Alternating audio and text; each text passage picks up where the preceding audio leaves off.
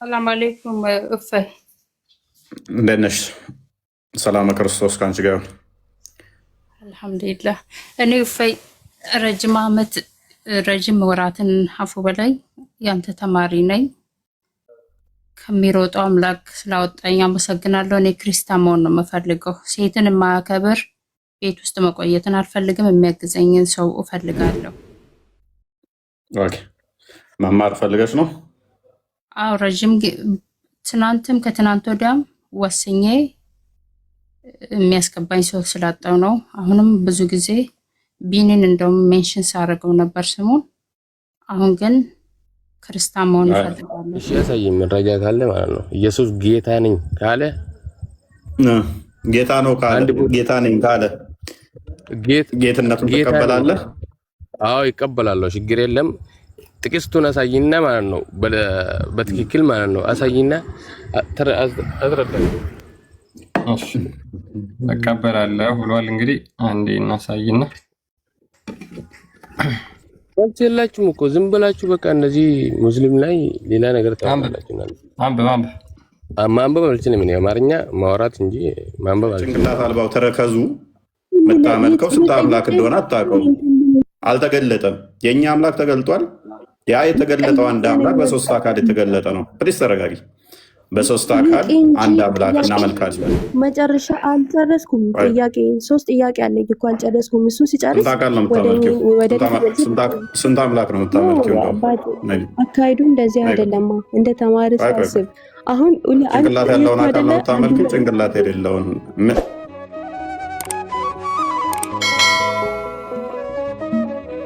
ከተራራ ደግሞ ከፍ ያለ ተራራ ላይ ስትወጣ ይበልጥ እኔ ላላ አቅርቦናለሁ ማለት ነው።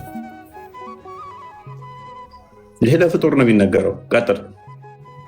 ያ ምን ይላል? ሰባተኛው ሰማይ ከስድስተኛው ሰማይ ይልቅ ወደ አላህ የቀረበች ናት። ስድስተኛዋም ከአምስተኛው ይልቅ ወደ እርሱ የቀረበች ናት። ከዚያም እስከ ምድር ድረስ በተመሳሳይ ሁኔታ ይቀጥላል ይልና ኢስሐቅ ኢብኑ ኢብራሂም እንዲህ ብለዋል።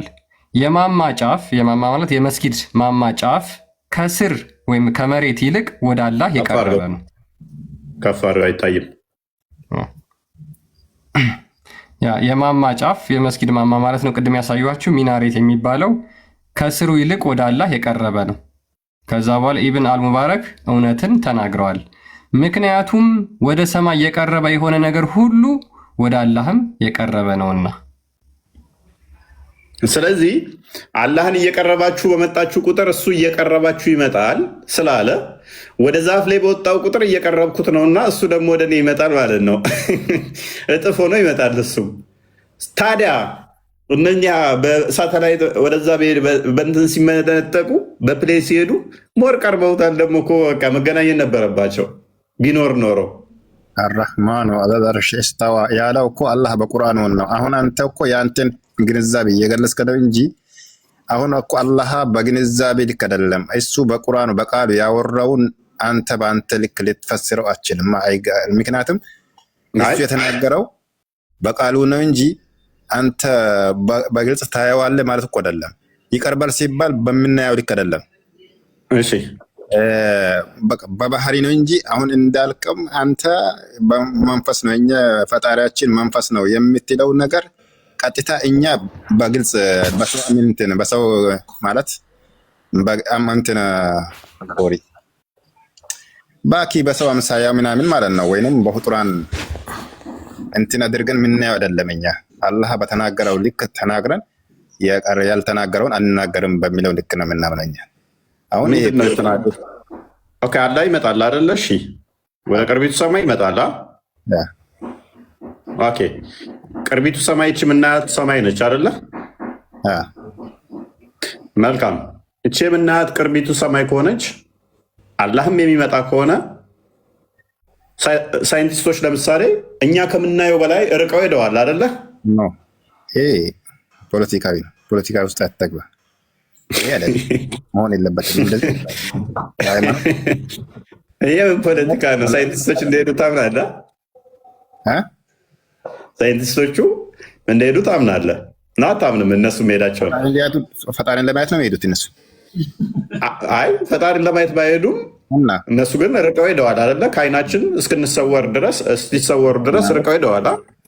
ከምናያት ሰማይ ርቀው ሄደዋል እኮ። ይሂዱ አይሂዱ ይሄ ፈጣሪን እናያለን ብለው ሄደዋል ነው ወይ? አጭሩ አሁን ችግር የለውም። አሁን የኔ ጥያቄ ምን እንደሆነ ታውቃለህ? ስለዚህ እሱ ሁሌም የሚመጣ ከሆነ ሊያገኙት ይገባል እኮ። ምክንያቱም ማይታይ መንፈስ ስላልሆነ እናንተ አላ የሚታይ እጅ እግር ያለው ስለሆነ ሊያዩት ይገባ ነበረ ቢኖር አለኝ ያለው ደግሞ ያልገለጸውን አልተገለጸም በሚለው ነው። ጨርሶታል እኮ ኡስታዛችን ማለት ነው። አሁን ይሄ ምን ብለን ለአንተ እንደምናስረዳ ነው ግራ ገባን። ምክንያቱም ያለው ነገር ጨርሶልሃል እኮ። አልተገለጸም። ያልተናገረው ተናግረዋል፣ ያልተገለጸው አልተገለጸም ነው። እንግዲህ ከዚህ በላይ ምንድን አንዋር እፎይ ትሰማኛለህ? እንዴ ጥያቄ መጠየቅ እችላለሁ? ኡመር እስኪ አንድ ጊዜ የሚውት አድርግ። አንዋሬ አንተም ምሳሌ አንተን ፈጣሪህን እግር አለው ብለህ የምታምነው እግር የለውም ብለህ የምታምነው ንገረኝ። ያንተ ፈጣሪ ባት አለው የለውም? እስኪ ይሄን ብቻ ንገረኝና ከዛ ወደ እፎይ ወደ እሱ ትሄዳለህ። አንተ ሚውት አድርግ። ሚውት አድርግ አንተ ራስህ።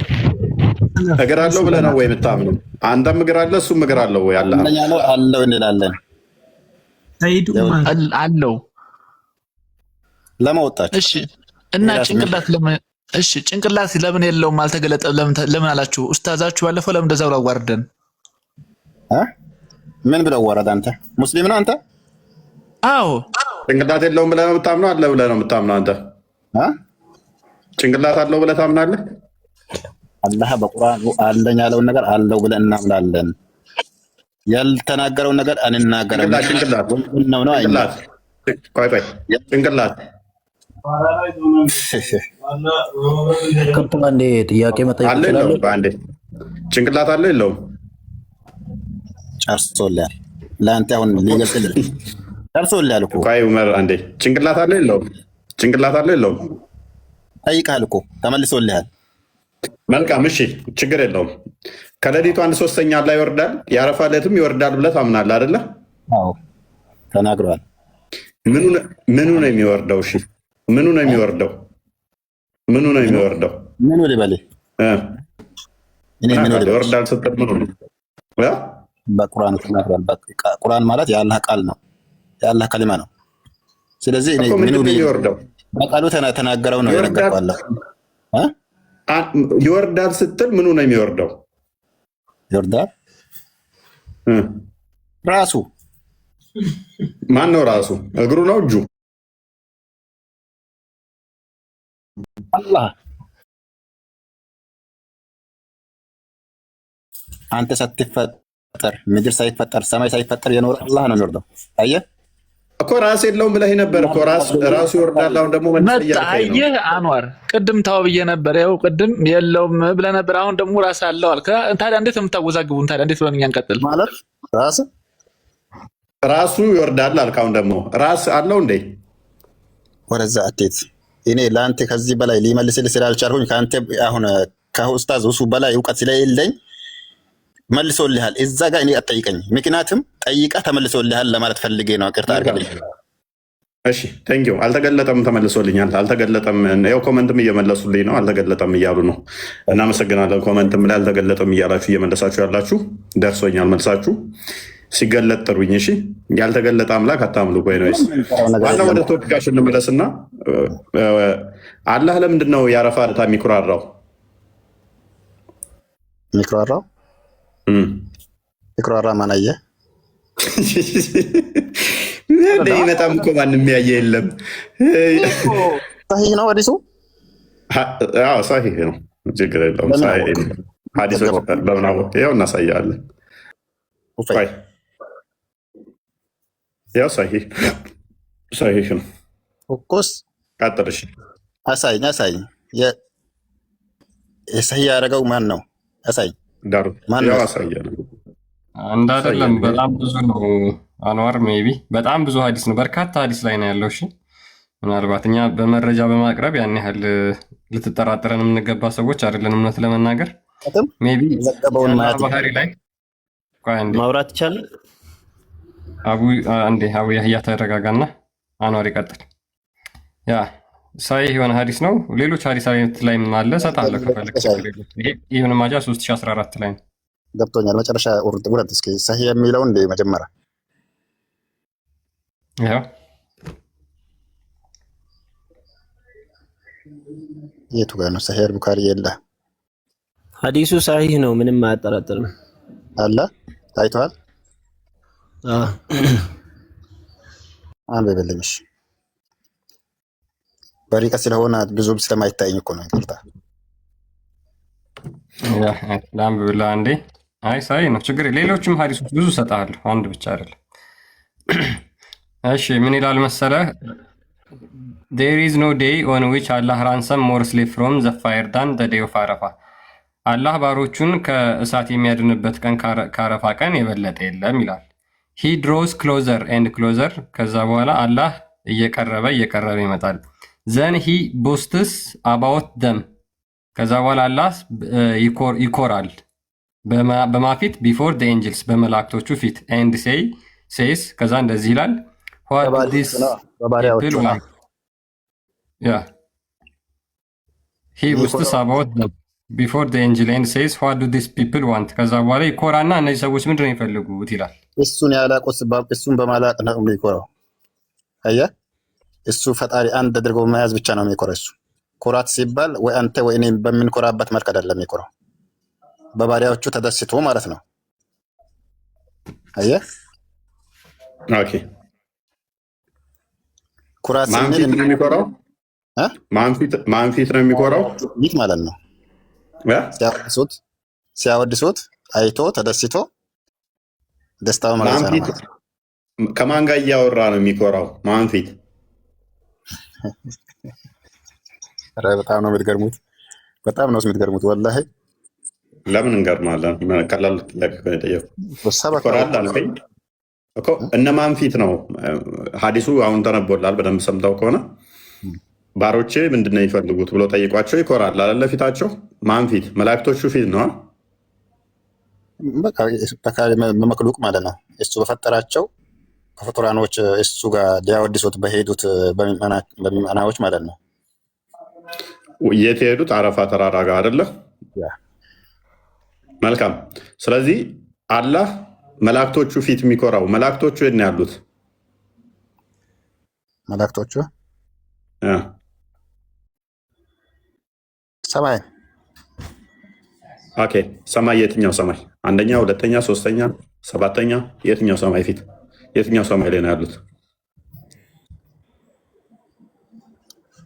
አሁን በኔዋ አሚሮ ልክ ቢነግርህ እንኳን በኡስታዞቹ በተነገረ ልክ ያላልተቀበልከው አንተ እኔ ቢነግርህም ልትቀበለኝ ስለማልችል በዚህ ልክ ይብቃኝ። አንተ ትሻላለህ እኮ እሱ እኮ አልተገለጠም ብሎ ነው የነገረኝ። ወላሂ አልሻለም። አንተ ትሻላለህ ከምር። ኤኒዌይስ በመላእክቶቹ ፊት ይኮራል ካልክ መላእክቶቹ ደግሞ የት ናቸው ብዬ ስልህ ሰማይ አልከኝ። ሰማዮች ከሆኑ መላእክቶቹ እዛ ሰማዮች ውስጥ እነሱ ጋር ነው ወይ የሚኮራው አላህ? ኤኒዌይስ ሁሴን እንኳን ደህና መጣ።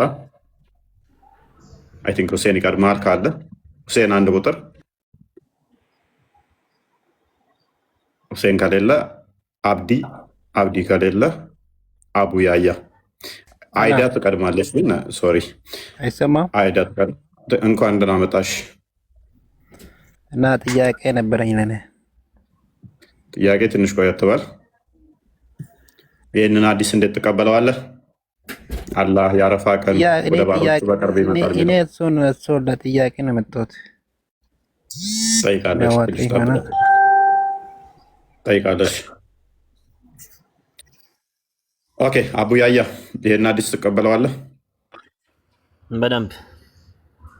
ኦኬ አላህ የአረፋ ቀን ይመጣል ወደ ባሮቹ ይቀርባል ብለህ ታምናለህ? ኦኬ የአረፋ ቀን የሚቀርበው እንዴት ነው የሚቀርበው? ለሱ በሚመጥነው ልክ። ለምሳሌ ምሳሌ የምንሰጠው እኛ ምሳሌ ላለው ነገር ነው። አላህ ስብሐነሁ ወተዓላ ደግሞ ምሳሌ የለውም። ምሳሌ የሌለው ነገር እንዴት ነው ምሳሌ የምናደርገው? የአረፋ ቀን ለምንድን ነው እሺ መልካም። የአረፋ ቀን ለምንድን ነው በየዓመቱ የሚመጣው? አላህ ለምንድን ነው ማለት ለምንድን ነው የሚመጣው? ይኮራል እኮ ነው ያለው አይደል? እኮ ከመጣ በኋላ ነው የሚኮራው። መጥቶ ይኮራል መላእክቶቹ ፊት። ብቻውን ቢኮራማ ማን ያየዋል? አሁን እኮ መላእክቶቹ ፊት ነው ኩራቱን የሚያሳያቸው። ይኮራል ነው አሁን መጥቶ ምን ያደርጋል ሳይሆን አላህ ይኮራል በባሮቹ ባደረጉት ነገር ተደስቶ እሱን ስላላቁት። እሱ ችግር የለውም። እሱን ተስማማኝ። እሺ ይመጣና ይኮራል። ለምንድን ነው የሚመጣው? ነው ለመኩራት ነው የሚመጣው? ሐዲሱ ላይ ለዚህ ነው የሚመጣው ነገር ተብሏል እንዴ? እኮ እየጠየቅኩ ነው እኮ እኔ ለሚመጣበት በየዓመቱ ለምንድን ነው የሚመላለሰው? አለ አሁን እኛ የምናወራው ስለ አምላክ ነው አይደል እንዴ? ስለ ፍጡር ነው እንዴ? ስለ ፈጣሪ ነው አይደል እኮ። ስለ ፈጣሪ ስናወራ እኮ ካለን እውቀት እንኳን ስለ ፈጣሪ ተውና ስለ ፍጡር እንኳን ካለክ እውቀት አልፈህ መናገር አትችልም። ምክንያቱም ይሄ አደብ አይደለም፣ ልኩም አይደለም። እኛ ጋር ግን ስጠይቁ እኮ ችግር የለባችሁ። ክርስቶስ በስጋ መጣ፣ ለምን መጣ፣ እንዴት ሄደ፣ እንዴት ወጣ፣ እንዴት ገባ ስጠይቁ ችግር የለባችሁም። እናንተ ጋር ግን አሁን ቀላል ጥያቄ ነው። በየዓመቱ አላህ ለምንድን ነው የሚመጣው? እኛ እኮ ስለ አላህ የምንናገረው ነብዩ የነገሩንን ልኩን ጠብቀን በዛ ልክ እንናገራለን። ምክንያቱም ስለ አላህ የሚያውቀው ከነብዩ በላይ ማንም የለም። እነሱ የተናገሩትን እንናገራለን። በተናገሩት ልክ ደግሞ ተናግረን እዛው እናቆማለን። አደብ የሌለው ሰው ደግሞ ስርዓት የሌለው ሰው አልፎ የፈለገውን መቀባጠር ይችላል። ይህ ነው የኛ ለምን በሳጫለ? ቆይ አቡ ያያ ምንም እኮ አደብ ማጣት ጉዳይ አይደለም። ኖ ቀላል ጥያቄ ነው የጠየቁ። አላህ ይመጣል የሚለውን ተስማምተናል አይደለ? ለምን ይመጣል አልከኝ እኮ። ለምን ይመጣል አልከኝ። ለምን ይመጣል ለምን ትላለህ ነው። ምክንያቱም ሐዲሱ የሚናገረውን አልፈህ ሌላ ጥያቄ የምትጠይቅ ከሆነ እኔም እኮ ስለሌለ ነገር ብጠይቅክ መልስ አትሰጠኝም፣ ወይ ደግሞ ፋብሪካ ትነግረኛለህ እንጂ እኔ ያው የቾከልኩብህ አይደለም። አነጋገሬ ትንሽ እንዲህ ስለሆነ ነው አይደለም። አላብራራሁማ። ይመጣል አልከኝ። አንድ አካል ይመጣል ካልከኝ በኋላ የሚመጣበት ምክንያት መገለጽ አለበት። ደብረ የሚመጣው ይሄንን እኮ ነው የጠየቅኩ። አሁን አንተ ከኔ የምትፈልገው ታዲያ ነብዩ ያልነገሩንን እኔ አውጥቼ ከራሴ እንድነግርህ ነው የምትፈልገው? ከዛስ? አይ ኖ አላቅም እኮ ወይንም ደግሞ አላቅም ወይንም ደግሞ አልተገለጸልንም ይቻላል። አልተገለጸም ኡስታዙም እንዳለው አልተገለጸም ማለት ይቻላል። አልተገለጸም እኮ ለእኛ ምንም አያሳፍረንም። ምክንያቱም ስለ አላህ በተነገረን ልክ ተናግረን ከዛ በኋላ ባለው አልተገለጸም ማለት ይህ እውነተኛነትና ግልጽነትን ነው የሚያሳየው። ስለዚህ ያ ግልጽነትን ሊመስል ይችላል። በደንብ አስተውሉ። ለዘመናት ጥያቄያቸው እነሱ እኛ ጋር አምላክ እንዴት በሶስት አካል ይገለጣል? እንዴት አንድ ሲደመር አንድ በጣም ከባድ ማትስ ነው የሚል በየቀኑ አምላኩ ይወርዳል። ስፔሻል ዴይ ደግሞ የአረፋ ቀን ይወርዳል ብለው ያምናሉ። ለምን የሚወርደው? እንዴት ነው የሚወርደው? አልተገለጸም። የራሳቸው ጋር ሲሆን አልተገለጸም። እኛ ጥያቄ የምናነሳው እኮ ከመጽሐፍ ቅዱሱ ራሱ ተነስተን ስለሆነ ነው። እኛም ተቁራናችሁና ከአዲሳችሁ ተነስተን እኮ ነው ጥያቄ እያነሳን ያለ ነው። የሚጻረሩ ነገሮችን አንስተን ስንጠይቅ ለምንድን ነው በቂ መልስ ማናገር? የሚጻረሩብህን እኮ አንስቼ እየጠየቅኩህ እኮ ነው። አንተ ያልተጠቀሰን ነገር ነው የጠየቀው። ግን አንድ ቦታ ላይ አምላክ እኔ ነኝ ብሎ የተናገረበት ቦታ ስጡን ስንል መልስ የላችሁም። እስኪ አላህ ይመጣል ያልከኝ አንተ ነህ። አረፋ ዕለት ይመጣል፣ በመላእክቶቹ ፊት ይኮራል አልከኝ። መላእክቶቹ ያሉ ከአርሽ በላይ ነው ከአርሽ በታች ናቸው?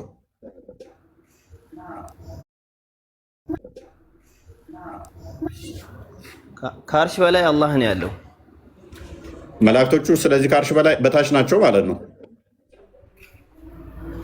ፍጡር በሙሉ ከዛ በታች ነው ያለው። ስለዚህ አላህ ፍጡራኑ ጋር መላእክቶቹ ጋር መጥቶ ይኩራራል ማለት ነው አይደለ? የአረፋ ቀን ያን ነው የምናውቀው። መልካም በደንብ አስተውሉ። የአረፋ ቀን አላህ ከአርሹ ላይ ይመጣና መላእክቶቹ ፊት ፍጡራን ብቻ የሚገኙበት ጋር ይኩራራል።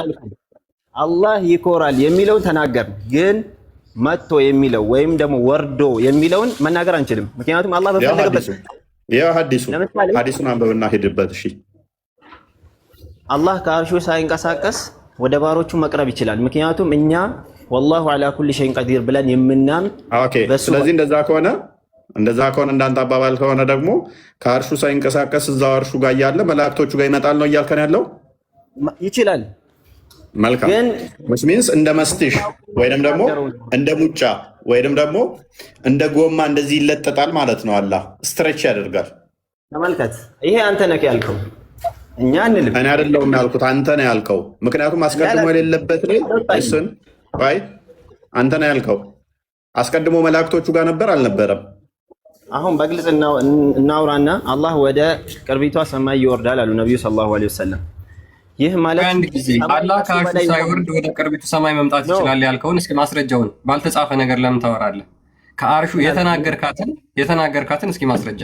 ከአርሹ ሳይወርድ ወደ አረፋ ተራራ ወይም ወደ ቅርቢቱ ሰማይ ይመጣል ብለህ ምንም ባልተጻፈ ነገር ያወራውን ማስረጃ።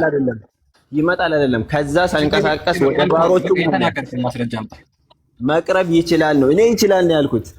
ከአርሹ ሳይወርድ ይቀርባል። ማስረጃ የምትለው ስማ፣ አንተ ክርስቲያን የምትለው ማስረጃ የምትለው እናንተ ከአርሹ ሳይወርድ ማውረድ ይችላል ነው። ምክንያቱም አላህ ሁሉ ነገር ይችላል።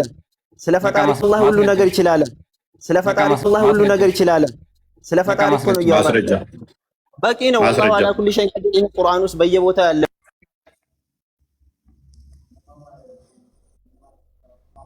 አብዲ ማይክን አታንሳ። አቡ ያህያ ማይክን አንስተ ቀጥል። አቡ ያህያ ሚዩት አድርገውት ነው። ማን ነው ሚዩት ያደረገው? እሺ አቡ ያህያ እያልን ያለ ነው። አንተ ምን አልክ? ከአርሹ ሳይንቀሳቀስ ነው የሚመጣው አልከን አይደለ? እኔ እንደዛ አላልኩም ነው። እንግባባኝ።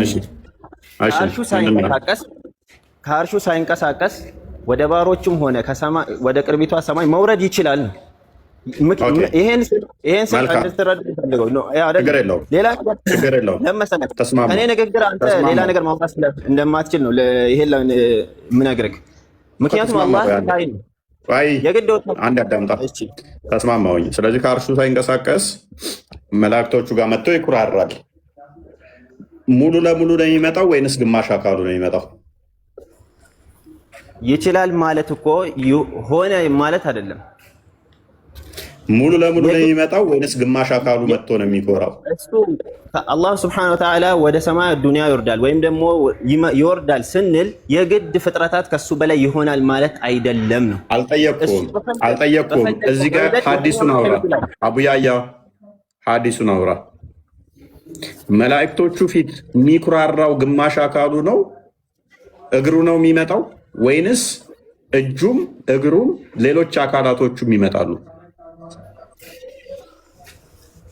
አለ ሐዲሱ ላይ ይኮራል መጥቶ የሚለው አላህ መጥቶ ፊታቸው ይኮራል የሚለው እኮ እሱ አለ አይደለ? በሚገባ እኮ ያልተጻፈ ደግሞ ለምን ይገኛል? ማሳየት እችል ነበረ ግን ቪዲዮ አይከፍትልኝም። እኔ አካውንቴ 1000 ስላልሞላ እኔ እኮ የምትገርሙኝ ያልተጻፈና ያልተነገረን ነገር ትጠይቃላችሁ። የምትጠይቁት ደግሞ ድፍረታችሁ ስለ አምላክ እኮ ነው እያወራን ያለው፣ ስለ ፍጡር አይደለም። እኔ እኮ እኔ ጸጉር እንዳለን ወይም አፍ እንዳለን በማውራት ታውቃለህ። ግን የኔ አቡ መልስ የለኝም እኮ ይቻላል። ለምን ተበሳጫለህ? የተጻፈውን አመጣንብህ። ስለ አምላክ አትጠይቅ እንደዚህ አይነት ነገር። ታዲያ ስንት ማግባት እንዳለብህ፣ ቂጥን እንዴት በድንጋይ በሶስት ነው በስንት መጥረግ አለብህ፣ እንዴት ሽንት ቤት ስገባ ማለት አለብህ፣ እንዴት ወሲብ ስታደርግ፣ ይሄንን ነው እናንተ ፈትዋችሁ እንዳለ አስተምሮታችሁ። እኛ ደግሞ ስለ አምላክ ነው አስተምሮታችን፣ ስለ አምላክ ነው። ልዩነታችን ያ ነው። እኛ ጋር ተንትነን እንማራለን። ስለዚህ ስለ አምላክ ማታውቅ ከሆነ ችግር አይደለም። እኔ ደጋግሜ ነግራችኋለሁ። ያ ኡስታዛችሁም ተንቀልቅሎ ከመምጣቱ በፊት ቲክቶክ ላይ ያሉ ማናቸውም አቂዳቸውን አያውቁም። አዳምጠኝ፣ አቂዳቸውን አያውቁም። አስቀድሜ ከ6 ወር ምናምን በፊት አንድ ዲቤት ሳደብ አንተ ትልቅ ሰው አይደለም እንዴ? ስድብ አይደለም። ቲክቶክ ላይ ያሉት ዘሆል አቂዳቸውን አያውቁም። ደጋግሜ ነግራችኋለሁ። ኡስታዞቻችሁ አቂዳቸውን አያውቁም። እንኳን ተማሪዎቹ ኡስታዞቹ እንኳን በአቂዳ ጉዳይ ላይ አያውቁም። ስለ አምላክ የሚያውቁት ነገር የለም። ክርስትናን እንደ መሳደብ፣ ክርስትናን እንደ መተቸት፣ ክርስትናን እንደ መንቀፍ የራሳችሁ አስተምሮ ላይ አታውቁትም። ስለዚህ አብራራ። እኛ ጋር መጣችሁ አብራሩ ለምትሉ በአምላክ ጉዳይ ላይ አብራራ። እኛ በደንብ አላህን እናውቀዋለን። አንድ ነገር ነው። አላህን እኛ በደንብ እናውቀዋለን። ስለዚህ አብራራልን። አብራራልን። አንድ ነው፣ ሶስት አይደለም። እኔ ስንት ነው ብዬ የጠየቅኩህ እኮ። ለእኛ ደግሞ ዋናው ነገር ይሄ ነው፣ ወሳኝ ነገር። አላህ አንድ ነው፣ ለሱ ደግሞ ምንም አይነት መሳይ የለውም። አንድ ነው ስትል ምኑን ነው? ቀላል አቡ፣ አንድ ነው ስትል ምኑን ነው አንድ ነው ያልከው? እግሩን ነው ወይንስ እጁን እኮ? አንተ ስንት ነህ? እንደዛ ከሆነ እናመሰግናለን። ስለዚህ አላህ እንደኔ ተደምሮ እጅ እግሩ ተደምሮ ነው አንድ ተብሎ የተቆጠረው። ከኔ ጋር አላህን እያመሳሰልከው ነው፣ አምሳያ ያለው እያልከን ነው። አንተ ስንት ነህ? አንተ የምጠይቀው ጥያቄ ወደ አንተ ይመጣና እኔ አንድ ነኝ። እኔ አንድ የሆንኩት እጅ እግሬ ተደምሮ ነው። አላህም አንድ የተባለው እንደኔ እጅ እግሩ ተደምሮ ነው። አላህ አንድ ነው ስንል በሁሉም ነገር ነው። በሁሉም ነገር ስትል በምኑ? በአካልም አንድ ነው። በአካልም አንድ ነው። ኦኬ፣ በአካልም አንድ ነው ስትል ስለዚህ እጅ እግሮቹ እንደኔ የተገጣጠሙ ነው ማለት ነው። አላህ ይሄን አላልኩም እኔ። የተገጣጠመ ካልሆነ እንዴት አንድ ነው ብለህ ልቆጥረው ትችላለህ? ምክንያቱም እጁ እዛ ጋ እግሩ እዛ ጋ ፊቱ እዛ ጋ ከሆነ እንዴት አንድ ብለህ ልቆጥረው ቻልክ? ማን ያለው እሱን? እንዴት አንድ ብለህ ቆጠርከው እያልኩ ነው። አንድ ስለሆነ ነዋ፣ ቁርአን ስለነገረን እኮ። ምኑን ነው አንድ ያልከው? ምኑን ነው አንድ ያልከው? አይወልድም አይወለድም ወይ? እኔ ለእርባታ አልፈለግኩትም። ማወልደው አላሁ ሰመድ ስለሆነ ነው፣ ማስገቢያ ማስወጫ ስለሌለው ነው። አሁን አንድ ነው ስትል አቡያያ አንድ ነው ስትል እንደናንተ አምላክ ሶስት አይደለም እያልን ነው። እኛ ሶስት አምላክ ብለን አናመልክም። ተረጋጋና አንድ ስትል ምኑን ቆጥረህ ነው? ምክንያቱም እኔ ፍጡር ነኝ፣ እጅና እግሬ አንድ ስንል ግልጽ ነው። ሁለት አይደለም፣ ሶስት አይደለም፣ አራት አይደለም፣ አምስት አይደለም። አንድ አዳምጥ። እኛ አንድ ስንል ፈጣሪን አንድ የምትለው ትወክለዋለች ብለን አናምንም ወለ። ምክንያቱም ፈጣሪ ከፍጡር ጋር በምንም አይመሳሰርም ብለን የምናምን ሰዎች ስለሆን፣ የአንተ አምላክ ግን አንድ ነው ስትል እጅ እግሩን ደምረህ ሁለት እጅ አለው ሁለት እግር አለው ብለህ ባት አለው አይን አለው ፊት አለው ብለህ እንደኔ እሱን እነኛ የተሰካኩ ከሆኑ አዎ አንድ ነው፣ ከኔ ጋር ይመሳሰላል። እንደ አንተ አይደለም፣ እንደ ማንም አይደለም። ምክንያቱም ቁርአን ነግሮናል። አንድ ነው አልከኝ እኮ። እኔም አንድ ነኝ፣ እሱም አንድ ነው። እኔ አንድ ነኝ፣ እሱም አንድ ነው። እንደዛ ከሆነ እንግዲህ አሁንስ መናገር የሰው ልጅ ባህሪ ነው። ለአምላክ የመናገር ባህሪ አለው። ግን እኛ በድምፅ ፈጣሪ ያንተ አላህ በድምፅ ስለሚናገር አዎ ፍጡር ነው። አሁንም ስቲል በድምፅ እንደኔ ድምፅ ቮካል ቮይስ ስለሚያስፈልገው ተመሳሰለ ማለት ነው። ስቲል ለመናገር ራሱ ፈጣሪ ድምፅ ያስፈልገዋል ብለን አናምንም። ቮይስ ዝሮ የሆነ ቃላቶችን ተጠቅሞ ይናገራል ብለን አናምንም። ያንተ ቃል አላህ እንደኛ ይናገራል፣ ያ በድምፅ ይናገራል። ሲጣራም በድምፅ ነው የሚጣራው። ተመሳሰለ ማለት ነው። ምክንያቱም በድምፅ ነው የሚጣራው፣ እኔም በድምፅ ነው የምጣራው። ለምሳሌ ጅብሪል አንድ ብቻ አንድ ጊዜ አንድ እቺን ብቻ ወሰድልኝ። ለአንተ ጭንቅላት አለ አይደለ? ለአንተ ጭንቅላት አለክ፣ ለአህያም ጭንቅላት አለው። ስለዚህ ተመሳሰለ ማለት ነው።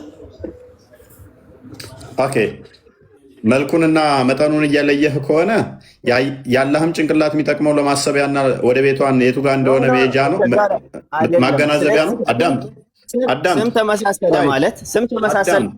አዳምጥ። ግብሩ ተመሳሳይ ነው። መልኩ ሊለያይ ይችላል፣ መጠኑ ሊለያይ ይችላል። የኔም ማሰቢያ ነው። የሌላው የእንስሳው ጭንቅላት ራሱ ማሰቢያ ነው። ልጆቻቸው የሚለዩበት በጭንቅላታቸው አስበው ነው። እግራቸውን ብቆርጥ ጭንቅላታቸው ስላለ ያስባሉ፣ ያውቃሉ። ጭንቅላታቸውን ብቆርጥ ግን እግራቸው አስቦ አገናዝቦ መሄድ አይችሉም። የአንተ አምላክ ጭንቅላት ይኑራ አይኑራ አታውቅም፣ እግር ግን አለው። እንስሳቶች እግር ይዘው መንቀሳቀስ አይችሉም፣ ጭንቅላታቸው ተቆርጦ። ጭንቅላት ዋናው ሜን ፓርት ነው። የማንኛውም ጭንቅላት ለማሰቢያነት ይጠቅማል፣ ማገናዘቢያነት ይጠቅማል። መጠኑ ሊለያይ ይችላል፣ መልኩ ሊለያይ ይችላል። አላህ ደግሞ እንደ አህያም አይደለም፣ ከኔ ጋር ነው የሚቀርበው። ምክንያቱም እሱም 2 እጆች አሉት፣ አህያ 2 እጆች አሏት ብለህ ታምናለህ እንዴ? ግራና ቀኝ 2 እጆችን አላት አህያ። ኦኬ እንግዲህ አንዴ ለመሰለክ መዳከም ይሆናል እንጂ ምንም የሚያመጣው ለውጥ ስለሌለ ነው። የኛ እምነት ባጭሩ ልንገርክ፣ አላህ አለው የሚለውን ነገር እናምናለን። ስናምን ስናረጋግጥለት ግን ከሌላው ጋር እያመሳሰልን አይደለም። ለምንድን ነው ማነመሳሰለው? ምክንያቱም እኔ የሚመስል የለም ብሏል። ለእኔ አምሳያ አታድርጉ ብሏል። ፈላ ተድሪቡ ሊላሂ ልአምሳል ለይሰ ከሚስሊሂ ሸይ እያለ ይናግራል በየቦታው። ስለዚህ የእኛ ግዴታ ይሄ ነው። እግር አለው ከተባለ እግር አለው። አዎ፣ እንዴት? ለሱ እንደሚገባው። ይህ የእኛ እምነት ነው። ለአንተ በፈለግከው መንገድ መተርጎም እና እንደፈለግክ ማጠማዘዝ ትችላለህ፣ ልክ ሌሎች በእኛ እምነት ውስጥ እንዳጠማዘዙት። እኛ ግን አደብ አለን። አለው የተባለውን አለው ብለን እናምናለን። ያልተገለጸውን ደግሞ አፋችንን እንይዛለን። ምክንያቱም ስለ አምላክ ነው። ስለ አምላክ ስናወራ ደግሞ ስርዓት አለን። ስለ ሰው ልጅ እንኳን የሌለበትን ወይም ያለበትን ነገር ብትጠየቅ እኮ አላውቅም ነው የምትለው። እንዴት ነው ስለ አምላክ ደግሞ ያልተነገረን ነገር ተነስተህ እንዲህ ነው እንዲህ ነው እንዲህ ነው ብሎ ማብራራት የሚቻለው? አቡያያ እስልምና የነቢያት አስተምሮ ነው። አላህን ነቢያቶች ሰብከውታል ብለህ ታምናለህ አይደለ? በደንብ ኦኬ። ነቢያትና መልእክተኞች ኦልሞስት በ100 ሺህ የሚቆጠሩ መጥተዋል ብላችሁ ታምናላችሁ አይደለ? ምን አልክ? ነቢያቶች፣ መልእክተኞች እንደዚህ ረሱል የሆኑ እንደዚህ በብዙ ሺዎች መጥተዋል አይደለ? ነቢያቶች 124,000 የሚያክሉ ተልከዋል የአላህን አንድነት ለማስተማር። ያ ከ124,000 አካባቢ መጥተዋል። መልካም። እነኚህ ሁሉ አላህን የሰበኩት አይደለ? ስለ አላህ ሰብከዋል። ይሄ ሁሉ ነብይ እንደው አላህ ጭንቅላት ይኑራ አይኑራ አያውቅም ማለት ነው? ሳይሰብክ ነው ሄደው ማለት ነው? ለኛ የደረሰን እንግዲህ አሁንም ቅድም ያወራሁት ነው፣ አልደግመው። ምክንያቱም ወሬ መመላለስ ሰዓት መፍጀት ነው እኮ። ይሄ ሁሉ ነብይ መጥቶ አላህ ባት አለው እግር አለው 2 እጅ አለው ከሚል ጭንቅላት ይኑረው አይኑረው አናውቅም። አንገት ይኑረው አይኑረው አናውቅም። ሆድ ይኑረው አይኑረው አናውቅም። ታፋ ይኑረው አይኑረው አናውቅም። ብልት ይኑረው አይኑረው አናውቅም። የምታውቁት 2 እጅ እንዳለው አንዴ ባጭሩ ማለት ነው የነብዩ ሰለላሁ ዐለይሂ ወሰለም አስተምሮት የሁሉም ነብይ አስተምሮት ነው። ስለዚህ የሌላውን ማወቅ አይጠበቅም። ነብይ አስተምሮ ከሆነ ባለፈው ኡስታዙም ብለዋል፣ የሁሉም ነቢያት አስተምሮ ከሆነ ደምረን ያወቅናቸው አካላቶቹ ስንት ናቸው ብዬ እንኳን ስለው አንተ የገለጽካቸው አለ። እኔ የገለጽኩት በጊዜው ባት እግር እና እጅ። ነቢያቶች እጅ ብቻ ነው ወይ ሰብከው የሄዱት? አምላካችሁ እጅ አለው ሆድ አለው ወይ አናቅም። አንገት አለው ወይ አናቅም። ጭንቅላት አለው ወይ አናቅም። ምንድነው የምታውቁት? እንዴ ነቢያቶች ታዲያ ከ124,000 በላይ ነቢያትና መልእክተኞች ረሱሎች መጥተው የሰበኩት እና አባት በጣም ሶሪ ይህ አምላክ አይደለም ሲጀመር። ኦኬ ተስማማሁልህ። እሺ ተስማማሁልህ። አጠር ባለ መልኩ አሁን ያረፋ ዕለት የሚመጣው ያረፋ ዕለት ሲመጣ እግሩ ይመጣል አይመጣም? መላእክቶቹ ጋር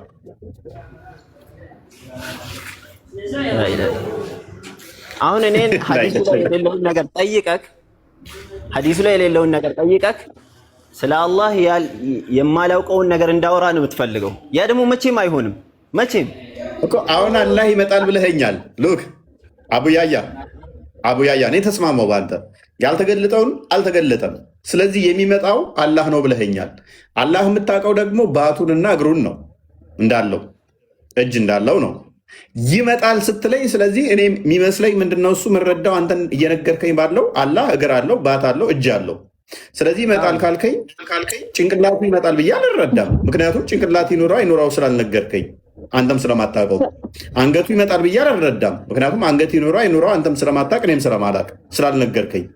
ስለዚህ እግሩ እጁ አንድ አይዳ ከሆነ ስለዚህ የቂያማ አይምን የሰሞኑን አሁን ተነገ ወዲያ ምናምን አረፋ ስታከብሩ የሚመጣው አላህ ነው ስትለኝ አላህ ደግሞ ማን ነው ማለት ነው? እግርና ባት ነው ማለት ነው። ይመጣል ማለት ነው። ራይት እንግዲህ ነግሬሃለሁ ቅድም። አንተ የፈለግከውን ትርጉም እንደፈለግክ አድርገህ መውሰድ ያንተ መብት ነው። የኛ ይሄ ነው። አላህ ይመጣል የተባለበት ቦታ ላይ ይመጣል ብለን እናምናለን። ግን ደግሞ እጁ ይመጣል ምን ይመጣል እዚህ ዝርዝር ውስጥ የምንገባበት ምንም አይነት ምክንያቱም በማይጠቅመን ነገር ላይ ሁሌ ሰዓታችንን ስንገድል የመጣንበትን ዓላማ እንረሳለን። ምንድነው ዓላማችን? አላህን ተገዝተን ወደ ጀነት መሄድ፣ አላህን አንድ አድርገን ሶስት ከማድረግ አንድ አድርገን ወደ ጀነት መሄድ ነው። ይሄ ደግሞ ይጠቅመናል። ንገረኝ። አምላክህን እኮ አላወቀውም ገና። የሚመጣው የትኛው አካሉ እንደሆነም አላወቅ ወይ እግሩ ከሌላው አካሉ ተለይቶ ሊሆን ይችላል የሚመጣው። ልክ ጎማ እየነዳችሁ በጣም ሃይ ስፒድ ላይ እየነዳችሁ ድንገት ጎማው ከእንትኑ ቢወጣ አስባችሁታል? ከእንትኑ ከመኪናው ቀድሞ ብሎ እንደሚሄደው ልክ የእንትነት የአረፋ ለታ እግሩ ወይንም ካላህ እኮ ንቅል ብሎ ሮጦ መጥቶ እኔ አላህ ነኝ እያለ ሊኩራራ ይችላል። ምን ታውቃለህ? አላህን ለማወቅ ፐርሰን ሆኖ እግሩ አላህ ነኝ ብሎ ሊኩራራባቸው ይችላል መላእክቶቹ ፊት። አንተ አምላኬን አላወቅም እያልከኝ ነው። ለእኔ ግን በሚበቃ ልክ አውቄዋለሁ። እንዳንተ ሶስት ነው ብዬ የተምታታብኝ አይደለም፣ አንድ መሆኑን አውቄያለሁ። የቱን ነው የምጣራው ብዬ ና እንደማታውቅ ላሳያ። እኔ ነኝ የተምታታብኝ። አንተ ለምሽ ከፍ ላድርገህና እናውራ እስኪ። እኔ ነኝ አንተ የተምታታብህ። ማይክን አንሳው። ኦኬ ማይክን አንሳው። ኦኬ ማይክን አንሳው። ኦኬ ማይክን አንሳው። ኦኬ ማይክን አንሳው። ኦኬ ማይክን አንሳው። ቀዳሚዎችን አልጠየቅኩም። አንድ ማለት ራሱ ምን ማለት ነው ነው ያልኩህ። አንድ ነው እሱ በፈጣሪነቱ አንድ ነው። አንድ ምንድን ነው? በመፍጠር አንድ ነው። በንጉስነቱ አንድ ነው። በስሞቹ አንድ ነው። ስለ አካሉ ነው የጠየቅኩህ። ስለ አካሉ ነው የጠየቅኩህ። ስንት እንዲሆን ነው የፈለግከው? በአካሉም አንድ ነው። ኦኬ መልካም። እግሩ ማየት መስማት ይችላል? መፍጠር ይችላል እግሩ? አሁን ምን የሚሉት ጥያቄ ነው? እስኪ ኦኬ አታውቀውም። እጁ መፍጠር መስማት ማየት ይችላል? ነገር መፍጠር ሲፈልግ እኔ ደግሞ ልንገርህ እንዴት እንደሚፈጠር። ኖ ጠየቅ አይደለ? አሁን እግር መፍጠር ይችላል ምናምን እንዴት አላህ እንደሚፈጥር አዳም ፓኒክ አታድርግ። ፓኒክ አታድርግ። ኖ ፓኒክ አይደለም። መፍጠር ቆይ ፕሊዝ። እጁ መፍጠር መስማት ማየት ይችላል ወይ?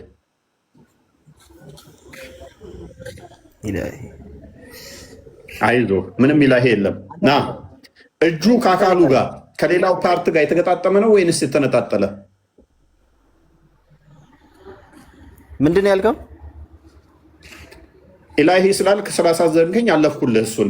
እጆቹ ከሌላው አካሉ ጋር የተገጣጠመ ነው ወይንስ የተነጣጠለ?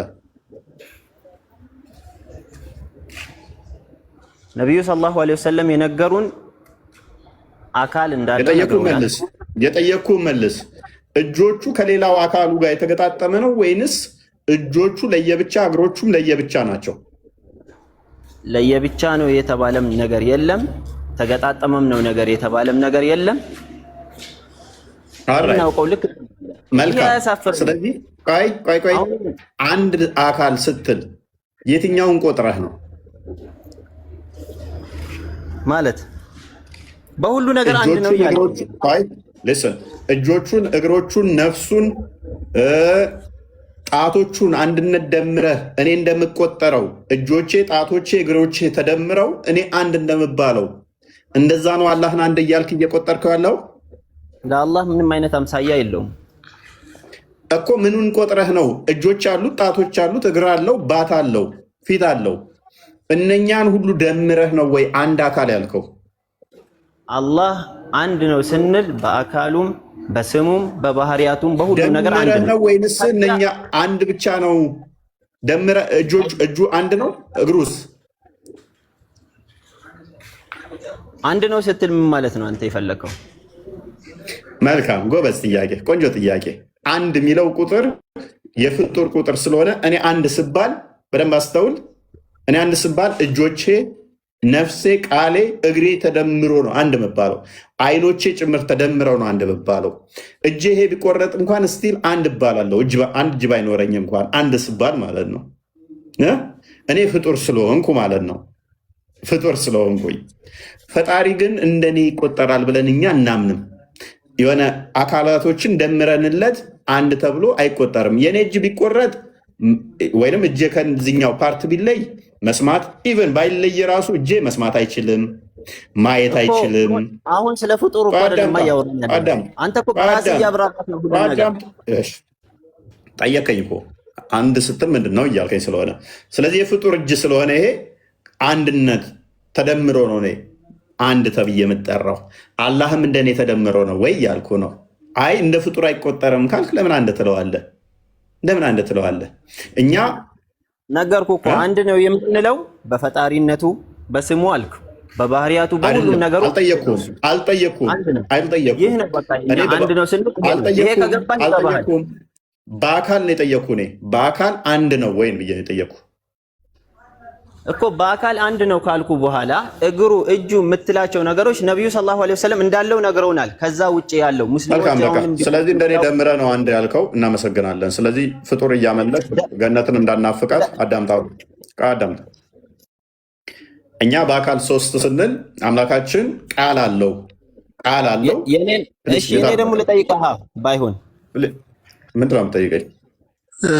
እፎይ ቀለል አድርገን ማለት ነው። አሁን የኔን አምላክ ጠይቀኝ አይደለ? እሺ ስለ አላህ በምናውቀው ልክ ነግሬሃለሁ። ስለ አንተ አብራራልኝና ለምን ግልጽ አናደርገው? ምንም ግልጽ ላድርግልህ? ኦኬ ጥያቄ መጠየቅ እችላለሁ ማለት ነው። ቀጥል። እሺ አሁን ቀለል እናድርገውና በእናንተ አብ፣ ወልድ፣ መንፈስ ቅዱስ እነዚህ ሶስቱ አምልኮ አንድ ነው ትላላችሁ። ግልጽ ነው አይደል? እሺ ሁሉም የሚያውቀው ምንም የማይካድ ነገር አለ። ኢየሱስ ባይብል ላይ በየቦታው ሰው እንደሆነ ተናግሯል። እስኪ አንድ ቦታ ለኔ ስጠኝ፣ ፈጣሪ መሆኑን የተናገረበትን ቦታ አሳየኝ። ቀለል እናድርገው። በቃ ይሄ በቂ እኮ ነው። አምላክ ነው አይደለ? خلاص በቃ ኦኬ መልካም። ክርስቶስ በስጋ የተገለጠ ሕያው አምላክ ነው። ሰውነቱን ማመን በራሱ አንድ የክርስትና ዶግማ ነው። ክርስቶስ በስጋ እንደመጣ እሱም በስጋ እንደተወለደ ማመን ራሱም ደጋግሞ ስለተናገረ ማለት ነው። ያ በስጋ የተወለደው ግን የአብ ልጅ ነው። የአብ የባህሪ ልጅ ነው። የአብ ልጅ ከሆነ ደግሞ አምላክ ነው። ሱረቱ ዙሩፍ ላይ 81ኛው ላይ ካላ ልጅ ካለው ልጁም አምላክ ሊሆን አንተ ራስህ ስለምታምን ማለት ነው። ስለዚህ አዳም እኮ ማቴዎስ ወንጌል ምዕራፍ 16 ላይ ቁጥር 13 ጀምሮ እንደሚናገረው ክርስቶስ የሰው ልጅ ማን ይሉታል ብሎ ሲል አንተ እንዳመንከው ብዙዎች ከነቢይ አንዱ ነው ብለው ሰው ነው የሚለውን ሪፈር ሲያደርጉ እሱ ግን ማን እንደሆነ በጴጥሮስ አስመሰከረ። የአብ ልጅ እንደሆነ አንዴ ክፈትልን። እኔ ፈጣሪ መሆኑን አሳየኝ ነው ያልኩት። ተመልከት አንተ አሳየ እኮ ነው አሳየ ነው። ኦኬ እንዳንተ ብዙዎች ሰው ነው ብለው ያምናሉ። ሰውነቱን ማመን ጥሩ ነው። ነገር ግን ሰው ብቻ ሳይሆን እሱ ደግሞ አምላክ ነው። በስጋ የተገለጠ አምላክ ነው። ኢየሱስም ወደ ፊልጵስዩስ ቂሳርያ በደረሰ ጊዜ ደቀ መዛሙርቱ ሰዎች የሰውን ልጅ የሰውን ልጅ ክርስቶስ የሰው ልጅ ነው በስጋ የተገለጠ ስለሆነ ማለት ነው።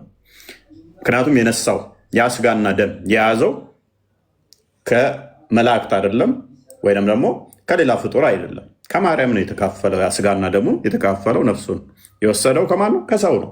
ስለዚህ ከእሷ ተወልዷልና የሰው ልጅ ተብሎ ይጠራል። ማን ይሉታል ብሎ ራሱን የሰውን ልጅ ሰዎች ማን ይሉታል ብሎ ጠየቀ።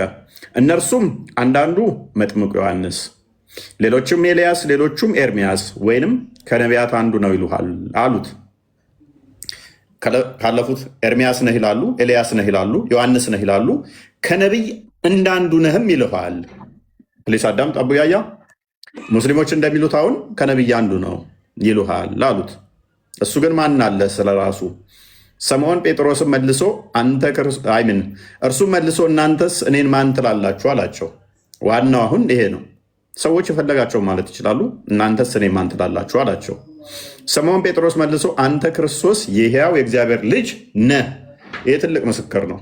የማን የሕያው የእግዚአብሔር ልጅ ነህ። ኢየሱስ መልሶ እንዲህ አለው፣ የዮና ልጅ አዳምጥ፣ ቆይ ጭንቅላት አልባ አምላኪዎች ተረጋጋ። አዳምጥ፣ ቆይ። ስለዚህ የእግዚአብሔር ልጅ መሆኑን ነገራቸው ማለት ነው። ኢየሱስ መልሶ እንዲህ ያለው ዮና ልጅ ሆይ ስምዖን በሰማይ ያለው አባቴ እንጂ ስጋና ደም ይህን አልገለጸልህም፣ ብፁዕ ነህ አለው። ዮሐንስ ወንጌል ምዕራፍ 5 ቁጥር 17 አንዴ ክፈተው። አባቱ ከሆነ ነገረን፣ የሰው ልጅ እርሱ የአብ ልጅ መሆኑን ተማመንና አይተናል። አባቱ ማን ነው? አብ ነው። አባቱ አብ ከሆነ ደግሞ ክርስቶስ ምን ይለናል? ከዛስ ስለዚህ በሰንበት ይህንን ስላለ ስለዚህ እኛም ፈጣሪ ነን ማለት ነው። አዳምጥ ፕሊዝ አዳምጥ። የሴጣን ምስክር አይደለም ይሄ። የሕያው የእግዚአብሔር ልጅ ክርስቶስ በስጋ ተገልጦ የተናገረው ነው። አንተ አሁን አላህ ልጅ የለውም ያሉ ሴጣኖች ጂኒዎች የነገሩትን ይዘህ ነው የምትቀበለው። ጂኒዎችን ከጣልክ ግን የክርስቶስን ስትሰማ የአብ ልጅ መሆኑን ስታምን እንደዚህ ይመጣል ማለት ነው። ስለዚህም በሰንበት ይህንን ስላደረገ አይሁድ ኢየሱስን ያሳድዱት ነበር፣ ሊገሉትም ይፈልጉ ነበር። በሰንበት የሚሰራ ፈጣሪ ብቻ ነው። ከፈጣሪ ውጭ ማንም አይሰራም። ሎክ በሰንበት የሚሰራ ፈጣሪ ብቻ ነው። ሱረቱ በቀራ ላይ ወይም ደግሞ ሁለተኛው ሱራ ላይ ቁጥር 65 ላይ አላህ ወደ ዝንጀሮነት ቀይሯቸዋል። በሰንበት የሰሩትን እኔ ብቻ ነው የምሰራው ብሎ ስለሚያምን ማለት ነው። አላህ ክርስቶስ በሰንበት የሰንበት ጌታዋም ስለሆነ ማርቆስ ወንጌል ምዕራፍ 2 ላይ ወደ መጨረሻ አካባቢ የሰንበት ጌታዋ እንኳን መሆኑን ተናግሯል። የሰንበትን የፈጠራት የሰንበት ጌታዋ እሱ ስለሆነ ይሰራባታል፣ ፍጡራን ግን አይሰሩበትም።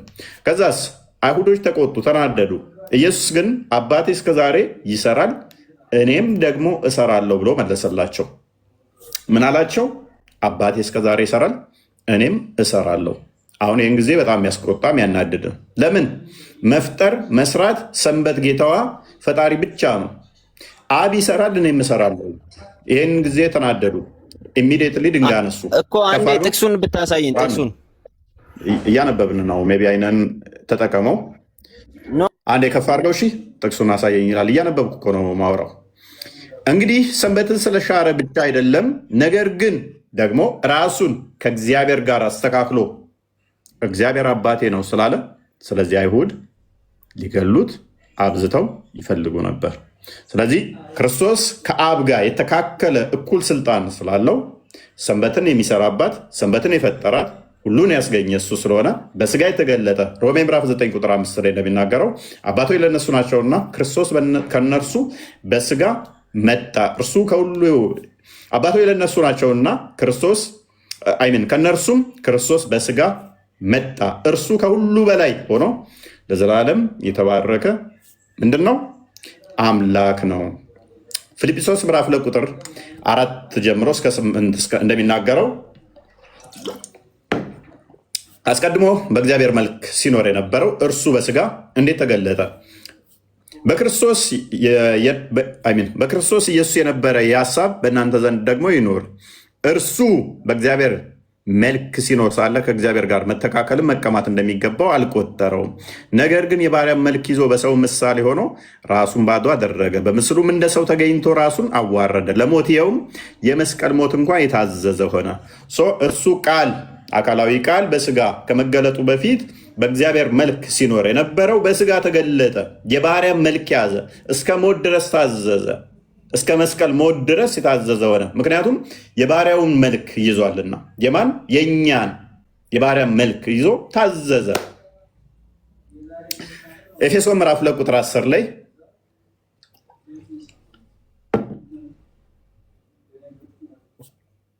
እኛ ፍጥረቱንና እንመላለስበት ዘንድ እግዚአብሔር አስቀድሞ ያዘጋጀው መልካሙን ስራ ለማድረግ በክርስቶስ ኢየሱስ ተፈጠርን። በክርስቶስ ኢየሱስ ተፈጠርን። ቆላስይስ ምዕራፍ 1 ቁጥር 15 ላይ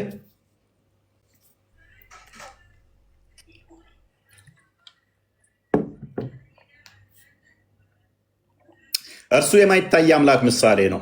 የሚታዩትና የማይታዩት ዙፋናት ቢሆኑ ጌትነትም ወይንም አለቅነት ወይንም ስልጣናት በሰማይ በምድር ያሉት ሁሉ በእርሱ ተፈጥረዋልና ከፍጥረት ሁሉ በፊት በኩር ነው። ሁሉ በእርሱ ለእርሱ ተፈጥረዋልና። ዮሐንስ ወንጌል ምዕራፍ 1 ቁጥር 3 ላይ ሁሉ በእርሱ ሆነ፣ ከሆነውም አንዳች እንኳ ያለ እርሱ የሆነ የለም። ሁሉ በቃል ተፈጥረዋልና ዓለማት እንኳን በእርሱ ሆኑ። በቃል ቁጥር 10 ላይ አብርሃም ቁጥር 10 ላይ በዓለም ነበረ፣ ዓለሙም በእርሱ ሆነ፣ ዓለሙም አላወቀውም። እርሱ የት ነበረ? በዓለም ነበረ። ምክንያቱም በአብ እቅፍ ስላለ ቁጥር 18 ላይ በአብ እቅፍ ስላለ የአብ የባህሪ ቃሉ ስለሆነ አብን ማንም ያየው የለም። ቅድም የማይታይ አምላክ ምሳሌ ነው አለው አደለ? መቼም ቢሆን እግዚአብሔርን ያየው የለም አንድ ስንኳን ቢሆን። በአባቱ እቅፍ ያለ አንድ ልጁ እርሱ ተረከው ማ ወልድ በስጋ የተገለጠው ክርስቶስ አባቱን ልጁ ተረከው። አባቱስ ልጁን እንዴት ተረከው? ዕብራውያን ምዕራፍ 1 ላይ ቁጥር 3 ሁሉም ወራሽ ባደረገው ደግሞ ዓለማትን በፈጠረበት በልጁ በዚህ ዘመን መጨረሻ ለእኛ ተናገረ። ልጁ ምንድን ነው? ቃሉ ነው። ዓለማት የተፈጠሩት በእግዚአብሔር ቃል ነው። በእግዚአብሔር ቃል ዓለሞች ሰማያዊ ጸኑ እንደሚለው ማለት ነው። በአፉም እስትንፋስ እንደሚለው መዝሙረ ዳዊት ምዕራፍ 33 ቁጥር 6 ላይ ከ6 እስከ 9 ዓለማት የተፈጠሩት ራሱ በልጁ ነው። ስለዚህ ስለ ልጁ አብ ምን ብሎ ይመሰክራል? ቁጥር 8 ጀምሮ ስለ ልጁ ግን አምላክ ሆይ ዙፋንህ እስከ ዘላለም ድረስ ይኖራል፣ የመንግስት ብትር የቅንነት ብትር ነው። አብን ታምኖ የለ ይኸው አብ ስለ ልጁ አምላክ ሆይ ያለ ይጠራዋል። አምላክ ሆይ በሉና ጥሩት እናንተ። ቁጥር ማቴዎስ ወንጌል ምዕራፍ 15 ላይ ማቴዎስ ወንጌል ምዕራፍ 17 ላይ ቁጥር 5 ላይ አብ ስለ ልጁ ምን ብሎ ይመሰክራል? እርሱም ገና ሲናገር እነሆ ብሩህ ደመና ጋረዳቸው፣ እነሆም ከደመናው በእርሱ ደስ የሚለኝ የምወደው ልጄ ይህ ነው፣ እርሱን ስሙት የሚል ድምፅ መጣ ይላል። ስለዚህ ልጁን እንስማ። አሁን ልጁን ስሙት ካለን አብ፣ ወልድ ደግሞ ምን ይለናል? ዮሐንስ ወንጌል ምዕራፍ 11 ቁጥር 25 ላይ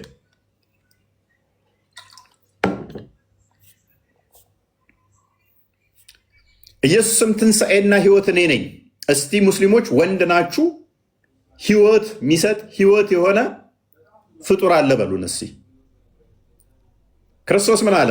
ትንሣኤ እኔ ነኝ፣ ሕይወት እኔ ነኝ አለ። ካላ ውጭ ማንም የሚባል የለም። እኔ ምንድን ነኝ አለ? ትንሣኤ ነኝ፣ ሕይወት ነኝ። የሚያምንብኝ ቢሞት እንኳ ሕያው ይሆናል። ሕያው የሆነ የሚያምንብኝ ቢሞት እንኳን ለዘላለም አይሞትም አለ። ይህን ታምኛለሽ? እርሷም አዎ ጌታ ሆይ አንተ ወደ ዓለም የሚመጣው ክርስቶስ የእግዚአብሔር ልጅ እንደሆንክ አምናለሁ አለች። እስቲ ክርስቶስ የእግዚአብሔር የሕያው ልጅ ነው፣ እርሱ ሕይወት የሚሰጥ ትንሣኤ ሕይወትን የሚሰጥ ከመቃብር የሚያስነሳ በሉና እመኑበት። እስቲ ሁሉም ይሞታሉ፣ አላህ ነው የሚያስነሳው ብላቸው እንጂ የምታምኑት ነቢያት ያስነሳሉ፣ ትንሣኤ ሕይወት ናቸው ብላቸው አታምኑ። ኦኬ፣ ሀቅ ማን ነው? ዮሐንስ ወንጌል ምዕራፍ 14 ቁጥር 6 ኦኬ። ኢየሱስም እኔ መንገድ፣ እውነት፣ ሕይወት ነኝ። እስቲ አንድ ሙስሊም ይነሳና እኛ እውነት ነን ማለትም አንዱን ነቢይ እውነት ተብሎ የሚጠራው አንድ ነቢይ ነው በሉ። ምክንያቱም ሐቅ ተብሎ የሚጠራው አላህ ብቻ ነው። ሕይወት ሌላ ነው በሉና ጥሩ። እስቲ ሕይወትን አሰጣለሁ አይደለም ያለው፣ እውነትን ነግራችኋለሁ አይደለም ያለው፣ ነኝ ራሱ ነው። ሱረቱ ሐጅ ቁጥር 6 አንዴ ክፈተው።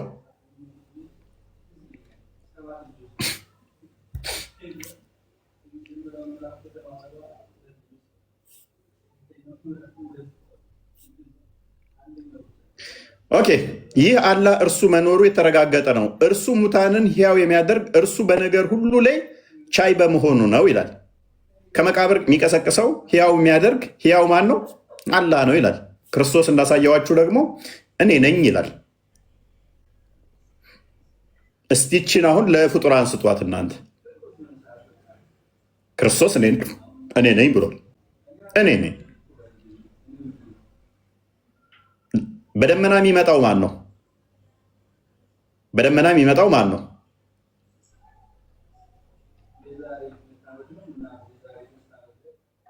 ልጅንም አይቶ በእርሱ የሚያምን ሁሉ የዘላለም ሕይወት እንዲያገኝ የአባቴ ፈቃድ ይህ ነው፣ እኔም በመጨረሻ ቀን አስነሳዋለሁ። ከምን? ከመቃብር ውስጥ። ዮሐንስ ወንጌል ምዕራፍ 5 ቁጥር 23 አካባቢ።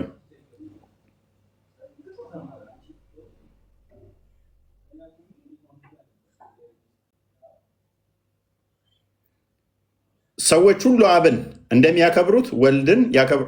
ቁጥር 22 አድርገው 21 አብ ሙታንን እንደሚያስነሳ ሕይወትም እንደሚሰጣቸው እንዲሁ ወልድ ደግሞ ለሚወዳቸው ሕይወትን ይሰጣል። ሕይወት የሚሰጠው ማን ነው? ፍጡር ሕይወትን ይሰጣል ብላችሁ ታምናላችሁ?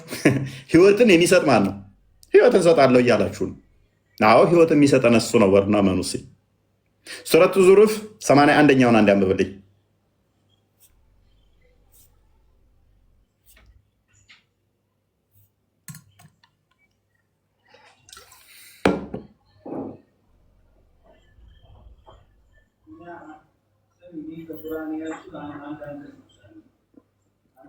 አንብበው።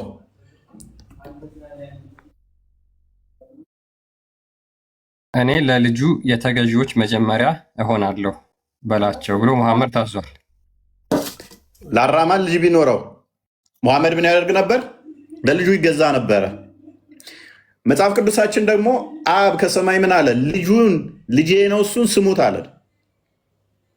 አላህ ደግሞ ምን አለ? አራማን ልጅ ካለው ለልጁ መገዛት አለባቸው አለ። ወልድ ደግሞ በስጋ ተገልጦ አባቴ ይላል። አዎ የአብ ልጅ ነው በሉና መኑሲ እንዳታምኑ ግን ሱረቱ ጂን ቁጥር 1 ላይ 72ኛው ምዕራፍ በዚህ አንቀጽ ላይ እናውራና እንዴት ታልፋለህ? ቁል ኢን ካነ ሊረሕማን የሚለውን የአሁኑን አንቀጽ ላይ ተመለስና እናውራ። እሺ እንመለሳለን። እሺ አንዴ የኛው እና ለአራማን ልጅ የለውም ካሉት አንዱ ምንድናቸው? አጋንንቶች። እኛ ደግሞ የአጋንንቶችን ምስክርነት አንቀበልም። አንዴ ቆይ እንመለሳለን እዛ ላይ። ኦኬ ሙሐመድ ወይ በል እነሆ ከጅን የሆኑ ጭፍሮች ቁርአንን አደመጡ፣ እኛ አስደናቂ የሆነን ቁርአን ሰማን አሉ። ማለት ወደ እኔ ተወረደ ወደ ቀጥተኛ መንገድን የሚመራን ቁርአንን በእርሱም አመንን፣ በጌታችን አንድንም አናጋራም። እነሆም የጌታችን ክብር ላቀ፣ ሚስትንም ልጅንም አልያዘም። ስለዚህ ሚስትና ልጅ አልያዘም ካሉት አንዱ እነማናቸው ምስክርነት የሰጡት? አጋንንቶች።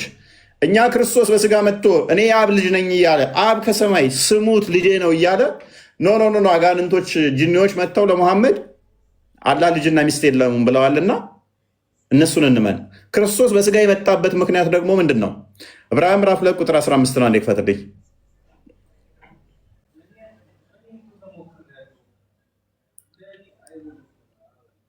ነገር እንግዲህ ልጆቹ በስጋና በደም ስለሚካፈሉ እርሱ ደግሞ በሞት ላይ ስልጣን ያለውን በሞት እንዲሽር ይኸውም ዲያብሎስ ነው። በሕይወታቸው ሁሉ በሞት ፍርሃት በባርነት የታሰሩትን ነፃ እንዲያወጣ በስጋና በደም እንዲሁ ተካፈለ። ክርስቶስ በስጋ የተካፈለው የአብርሃምን ዘር የያዘው የመጣው ማንን ለመሻር ነው? የዲያብሎስን አሰራር ለማፍረስ ነው። በስጋ የተገለጠው የአብ ልጅ የዲያብሎስን ስራ ለማፍረስ ነው። ዮሐንስ በመልእክቱ በአንደኛ መልእክቱ ምዕራፍ 5 ላይ ነው አይ ቲንክ ካስታወስክ የአጋንንትን ስራ ሊያፈርስ መጣ የአብ ልጅ ተገለጠ የሚለው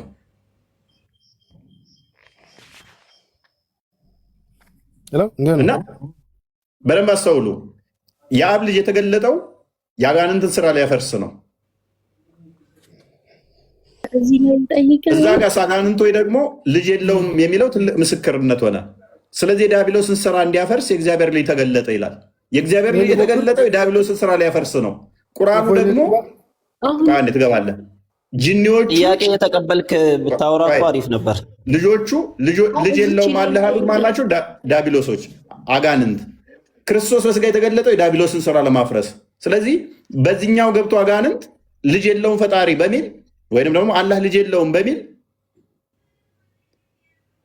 ዲያብሎስን ስራ ያፈረሰውን እንደ አዲስ አስቀጠለው መሐመድ ማለት ነው። ዳሲት ኤኒዌይስ ማንኛው ነበረ ሱረቱ ዙሩፍ ላይ እናወራ ነው። አንተ ብቻ ነህ እንዴ ዳቆን እፎይ የምታወራው? እኛ ማስተያየት እንስጥ እንጂ። ኦኬ ቆይ አንዴ ትቀጥያለሽ አይዳ። ሱረቱ ዙሩፍ 81ኛውን አያ አንዴ ክፈትልን። ዛሬ እናወራበት ስላለ ቅድም ግን ለማንኛውም የጠየቁት ጥያቄ እኔ ጥቅስ አምጣ ነበር ያልኩ። አንተ ዙሪያ ጥምጥም ሄደ 1 ሰዓት ሙሉ አወራክ። ምንም ያ በደንብ ተማራበታል። በደንብ እንደተማርክ ተስፋ እናደርጋለን። ኢየሱስ ለአምላክ ልጁ በመሆኑ ከሆነ እኔ ወደ ፕሊስ ተረጋጋና አሁን ሱረቱ ዙሩፍ ላይ ምንድን ነው ጥያቄ? ትርጉም አሰጣጥ ትክክል አይደለም። ኦኬ አንብበው። እሺ ምክንያቱም ወይ ተማር ወይ ደግሞ ጠይቅ። አንብብህ ሀይ ምንድን ነው ስህተቴ? አንብብና ተርጉም። ለረሕማን ልጅ የለውም እንጂ ቢኖረው እኔ ለልጁ የተገዢዎች መጀመሪያ ነኝ በላቸው። አንተ ምንድን ነው ያልከው? እዚህ ጋር አለው ተብሏል። አለው ቢኖረው ነው አይደለ? ያ እዚህ ጋር አሁን አንቀጹ ሊነግረን እየፈለገ ያለው መቼም ስለማይሆን እንጂ ቢኖረው ኖሮ እኔ መጀመሪያው ተገዢ እሆን ነበር አሉ። ቆይ ልጅ የለውም እንጂ ቢኖረው ምን ይሆን ነበረ? ልጅ ቢኖረው ኖሮ ተገዢ እሆን ነበር። የለውም ነው አለው አላልኩም። አዳምጥ። ልጅ ቢኖረው ምን ይሆን ነበር መሐመድ ለልጁ?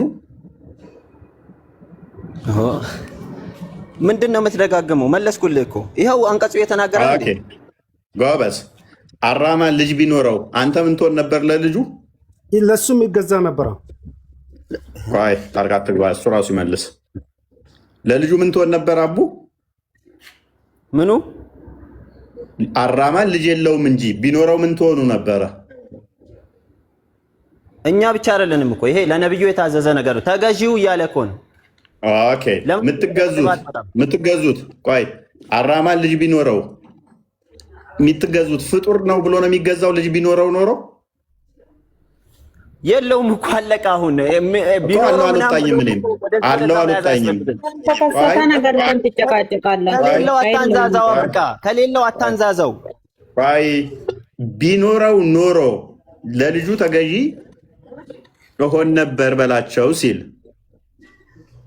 ወይንም የመጀመሪያው ነኝ በላቸው ሲል ልጁ ፍጡር ስለሚሆን ነው የሚገዛው ወይንስ ቢኖረው ኖሮ ልጁን ፈጣሪ ስለሚሆን ነው? አሁን ምን ይጠቅማል? እስኪ አንተ ንገረኝ። የማይጠቅም ነገር ነው ቁርአን ውስጥ የተጻፈው። የማይጠቅም እንቶ ፈንቶ ነው የተጻፈው። አንተ ያነሳው ጥያቄ ነው እንጂ አንተ ያነሳው ጥያቄ ነው።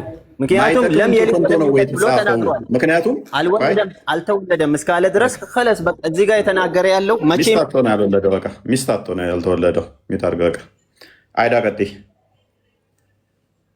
ማለት ሚስት ስለሌለው ነው ያልወለደው። ሱራ 6:101 ላይ እንደሚናገረው ሚስት ስለሌለው አልወለደም።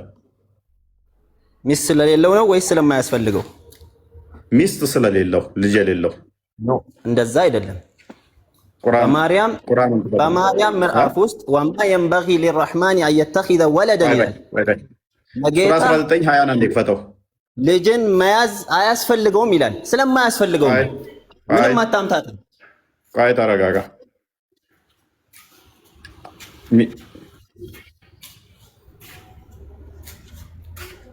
አንብብልኝ እስቲ ይሄንን።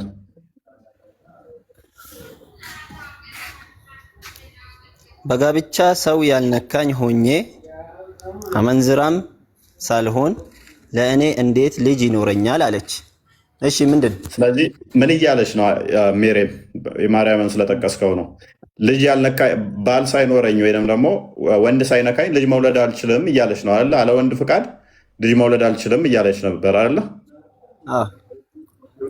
ስለዚህ ጾታዋ ሴት እንደሆነ ይታወቃል። ምክንያቱም ባል ሳይኖረኝ ወይም ደግሞ ወንድ ሳይነካኝ አመንዝራ ሳልሆን ልጅ እንዴት ይኖረኛል ስትል የግዴታ እንደሷ እንደተረዳችው ልጅ ለመውለድ ባል ያስፈልገኛል ወይም ደግሞ ግንኙነት ማድረግ አለብን ነው አይደለ? ኦኬ ቴንክ ዩ። ስለዚህ የሚያስማማን ከሆነ በዚህ አውድ መሰረት ባል ሳይኖረኝ እንዴት ልጅ ይኖረኛል ማለቷ የግዴታ ልጅ እንዲኖራ ባል ያስፈልጋታል የሚል ትርጓሜ ከሰጠ ሱራ 6:101 ክፈትልኝ።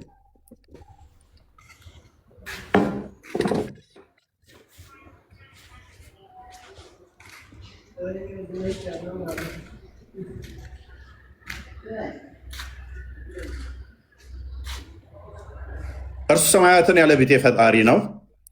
ለእርሱ ሚስት የሌለችው ሲሆን እንዴት ለእርሱ ልጅ ይኖረዋል? ለእርሱ ምን የሌለችው ሲሆን ሚስት። እዛ ጋር ምናለች? ለእኔ ባል ሳይኖረኝ እንዴት ልጅ ይኖረኛል ስትል እንድትወልድ ባል ያስፈልጋታል ዳለ ወንድማችን። እዚህ ጋር ደግሞ ሚስት ሳይኖረኝ ሚስት የሌለችው ሲሆን እንዴት ልጅ ይኖረዋል? ስለዚህ ልጅ እንዲኖረው ምን ያስፈልገዋል? ሚስት ያስፈልገዋል። እፎይ ሁሌ የምጠይቀው ጥያቄ እኮ ነው። ስለዚህ አላህ ደግሞ አምሳያ የለም። አንዳንዴ ይገርመኛል። ለምን ወደ ነጥብ አትመጣም? አሁን አላህ ሚስትም የለውም ልጅም የለውም። ምንድን ነው እሱ? ስለዚህ ሚስት ስለሌለው ልጅ የለውም። አይደ ሚስት ያስፈልገዋል። ባይዘ ሱራ እንትን ላይ አይ ቲንክ ሱረት አልአንቢያ ላይ ካለስ ነው አይደል እንዴ? ሰማይና ምድርን የፈጠረ እኮ ነው። ሚስት ጨረስን እኮ። ሚስት ያስፈልገዋል ልጅ እንዲኖረው አላችሁ። እኛ እግዚአብሔር ሚስት ያስፈልገዋል ልጅ እንዲኖረው ብለን አናምንም። ለአላህ ልጅ ያስፈልገውን ነው ብዲስ አላለም እሱ። ስለኛ ሃይማኖት አይደል እያወራን ያለ ነው። ከኛ ነው መረዳት ያለበት። አቡያያ ይበቃሃል አሁን። እሺ ነባ ይህን ጥያቄ እንደዚህ አለፍኮ ማለት ነው። ይበቃል። አንተ እኮ ነው ያመጣው። ላብራራልህ ከቁርአን ራሱ ላብራራ። አንዴ በእናትህ ይበቃሃል። እንትና አንዴ ይበቃል። ጠየቅከን፣ ረጅም ሰዓት አብራራንልህ። አንተ ጋር መለስከን፣ አንተ ጋር ማሳየንህ። ምን አልሽ ነባ?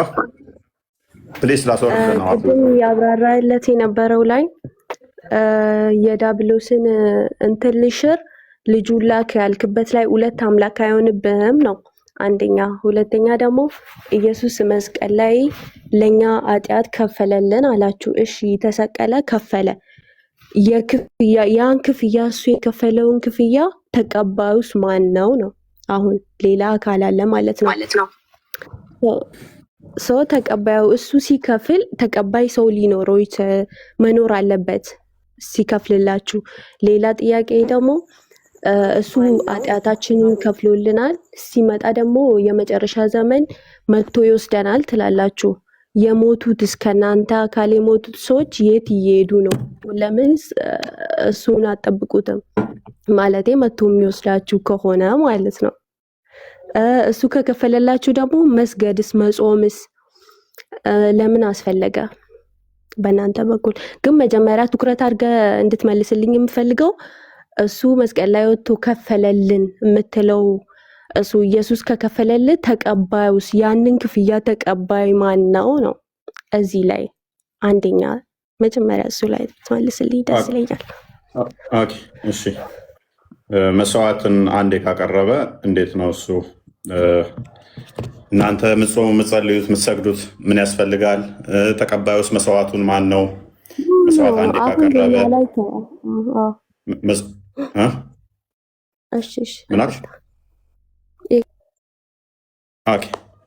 መስዋዕት አቀረበ ሲባል መስዋዕት አቅርቧል። ሊቀ ካህን ሆኖ በስጋ ተገልጧልና ቤዛ ሊሆነን መስዋዕት አቅርቧል። ራሱ መስዋዕት አቅራቢ፣ ራሱ መስዋዕት ተቀባይ ሆኖ ይህንን ፈጽሞታል። ይህንን ራሱን አንድ ጊዜ በመስቀል ላይ ዕብራውያን መልእክቶችን ብታነቢ ግልጽ ያደርገዋል። የዕብራውያን መልእክት ላይ ሐዋርያ ቅዱስ ጳውሎስ በደንብ አድርጎ ዘርዝሮታል ማለት ነው። መስዋዕት አቅራቢም ሆኖ ሊቀ ካህናችን እንደመሆኑ ምዕራፍ 7 አንዴ ክርስቲያን ክፈተው ሲል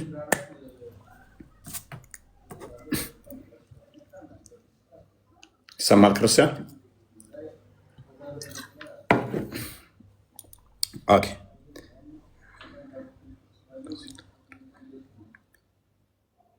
ለምንድን ጥያቄ ማጠይቆ ተማሪ የምታደርገኝ? ቆይ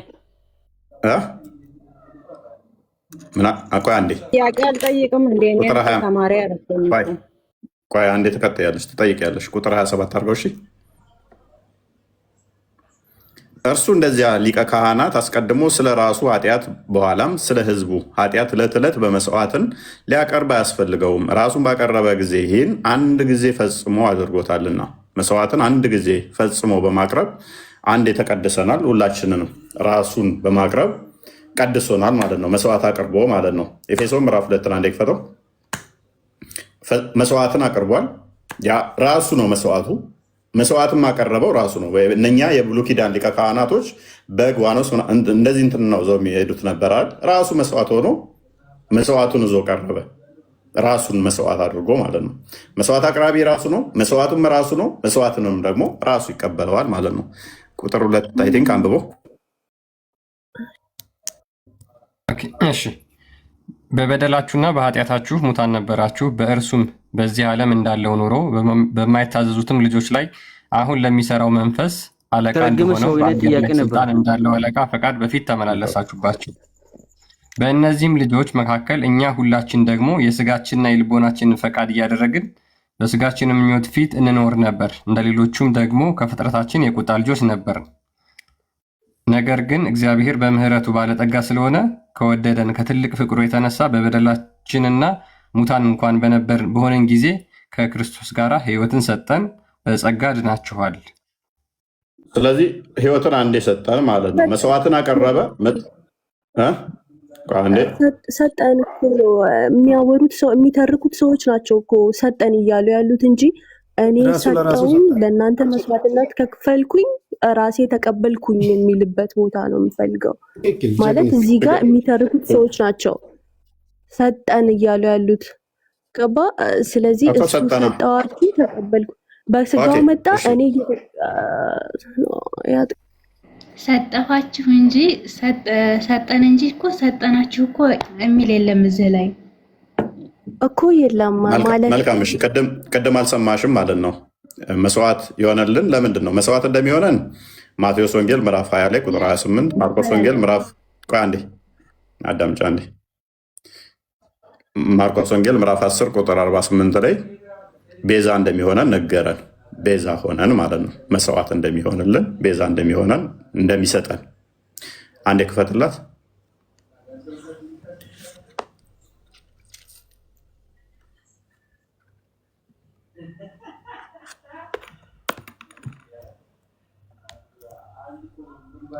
እንዲሁም የሰው ልጅ ሊያገለግል ነፍሱንም ለብዙዎች ቤዛ ሊሰጥ እንጂ እንዲያገለግል አልመጣም ይላል አይደለ?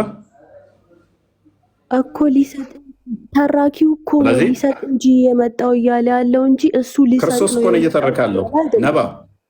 ክርስቶስ እኮ ነው እየተናገረ ያለው። ሃይ ለምሳሌ አሁን ቁርአን ላይ አላህ ሲናገር እኔ እንደዚህ እንደዚህ እኔ እንደዚህ እንደዚህ እኔ ፈጣሪ ነኝ እንደዚህ እንደዚህ እያለ ነው የሚተርከው።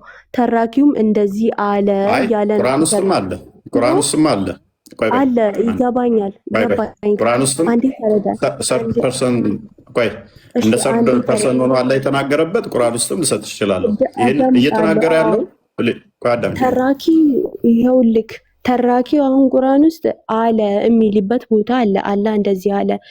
ሲመጣ ደግሞ እኔ እንደዚህ ነኝ የሚልበት ቦታ አለ። ሰው እዚህ ጋር እሱ ኢየሱስ ሲናገር አለ ኢየሱስ እያለ ነው መናገር ያለበት ተናጋሪው አካል ማለት ነው። ተራኪው አካል ኢየሱስ እንደዚህ አለ፣ ጌታ እንደዚህ አለ እያለ ነው። ወይ ደግሞ ራሱ የሚል ከሆነ እኔ እንደዚህ አልኩኝ እያለ ነው መናገር ያለበት። ሙሉ ክፍሉ ኢየሱስ ነው እየተናገረ ያለው እና ስለዚህ ኦኬ ሜቢ ዝቀር እናሳያት ክፍሎቹ ማለት ለመግባባትም በጣም አስቸጋሪ ነው። በነገራችን ላይ ምናልባት የመጽሐፍ ቅዱስ አጻጻፈንም ማታቂ ከሆነ ትንሽ አስቸጋሪ ነው። የመጽሐፍ ቅዱስ ብቻ አይደለም ቁርአንም እንደዛ ነው። ቀላል ነው። እሺ እየተረዳኝ ነው አባቴ። አላህ ልጅ የለውም ብሎ ሲናገር የተናገረው አላህ ነው ብላችሁ ነው የምታውቁት አይደል? ግን አላህ ልጅ የለውም ብሎ የተናገረው መሐመድ ነው። ያስረዳኝ የሱ አሁን የጠየቅኩ ያለሁት ስለ እስልምና ይሄን የተናገረው ክርስቶስ ነው እያለሽ ነው። ይሄን የተናገረው ክርስቶስ ነው ከመጀመሪያው ጀምሮ። ይሄው ለምሳሌ ኢየሱስ ግን ወደ እነርሱ ጠርቶ እንደዚህ አላቸው። አንዴ ኢየሱስ ግን ወደ እርሱ ጠርቶ እንዲህ አላቸው፣ የአሕዛብ አለቆች እንዲገዟችሁ ታላላቆችን በላያቸው ላይ እንዲሰለጥኑ ታውቃላችሁ። በእናንተስ እንዲህ አይደለም። ነገር ግን ማንም ከእናንተ ታላቅ ሊሆን የሚወድ የእናንተ አገልጋይ ይሁን፣ ከእናንተ ማንም ፊተኛ ሊሆን የሚወድ የእናንተ ባሪያ ይሁን። እንዲሁም የሰው ልጅ ሊያገለግል ነፍሱንም ለብዙዎች ቤዛ ሊሰጥ እንጂ እንዲያገለግሉት አልመጣም ብሎ ስለ ራሱ ተናግሯል። ያው ራሱን የተናገረው እሱ አይደለም የተናገረው።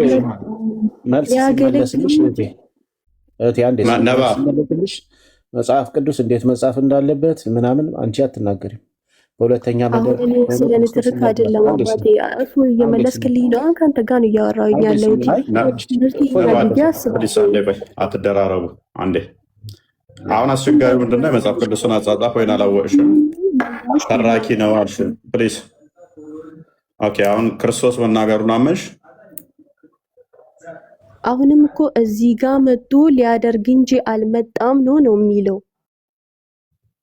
እሺ ተመለሰልኝ። ወደ ሌላኛው እለፍ። እሺ በቃ ገባኝ። ወደ ሌላ የመጣው ክርስቶስ ኦኬ። ክርስቶስ የመጣው ለምንድን ነው?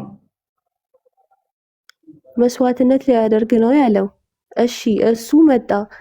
ተቀባዩን አካል ነው እኔ የፈለግኩት እዚህ ጋር። እሺ ይሄ ይሁን።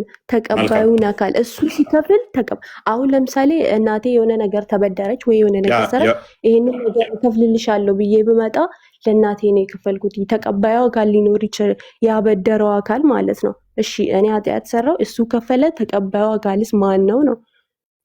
እሱን ነው የፈለግኩት። አንደኛ ቅድም አልኩሽ ራሱ መስዋዕት ነው። ራሱ መስዋዕት ነው። መስዋዕት አቅራቢም ነው። አንደኛ ለእግዚአብሔር ራሱን አሳልፎ ቤዛ አደረገ፣ ለእኛ ሰጠን ማለት ነው። እግዚአብሔር ስንል አብ፣ ወልድ፣ መንፈስ ቅዱስን የሚያካትት ነው። ነፍሱን የሚያነሳት በራሱ ስልጣን ስለሆነ የሚያኖራትም በራሱ ስልጣን ነው። ሁለቱ እነማን ናቸው? እሺ እሱ ከፋዩ እሱ ነው። ሁለቱስ? እሺ አብና መንፈስ ቅዱስስ ምንድን ናቸው? የስራ ድርሻቸውስ ምንድን ናቸው? እዚህ ጋር እኮ ሶስት አካል ነው የሚሆነው። እኛ እኮ የምናመልከው አንድ አካል አይደለም፣ ሶስት አካል ብለን እናመልካለን። ሶስት አምላክ ማለት ነው። ጨርሻለሁ። እዚህ ጋር ጨርሻለሁ። ሶስት አምላክ አላልኩሽም? ሶስት አካል ወደ እለፍ በቃ ብሏል። ይሄ ብሏል፣ ተመልሷል። ይሄን ነበር የፈለጉት። ፖለቲካል ስቶሪ ከሆነ ስንት አካል ነው የምታመልከው እንጂ